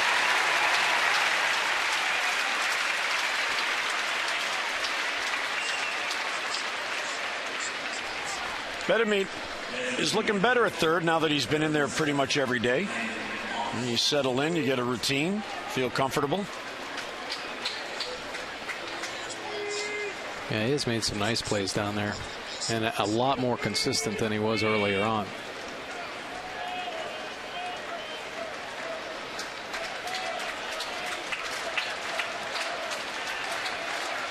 He did have an error the other night.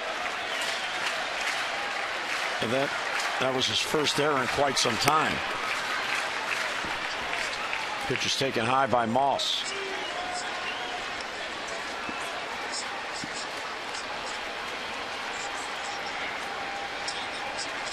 He hadn't made an error since the 4th of July before his error the other night in the Tampa game.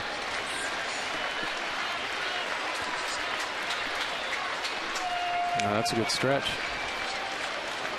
And you know he's been taking some heat because their defense, you know, all year has been pretty inconsistent.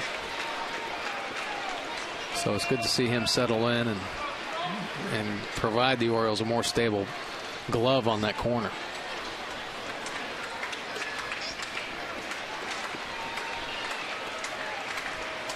Two and 0 the count on Moss.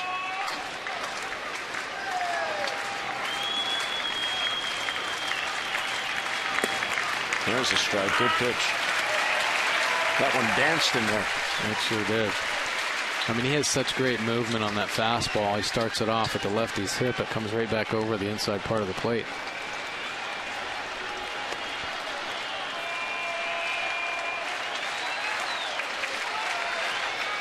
Two and 1 with 2 down. Poke foul to stay alive.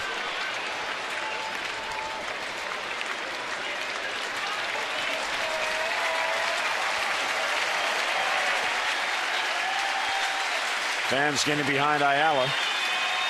Lou Ford, Quintanilla, big days today defensively. Combining to gun down Cespedes when the Athletics were trying to mount a rally in the 2nd. Two of the newer Orioles. Of course, Quintanilla is the veteran. He's been here a week. Yeah. 2 and 2 on Moss with 2 men down. Struck him out and the Orioles win. Slow breaking ball that Moss swings through And the Orioles get one in this 3-game series. The Athletics denied the chance for a 3-game sweep. Uplifting day for the Orioles as they win it by the final of 6-1. Buck and the Birds hit out on the roads off a win.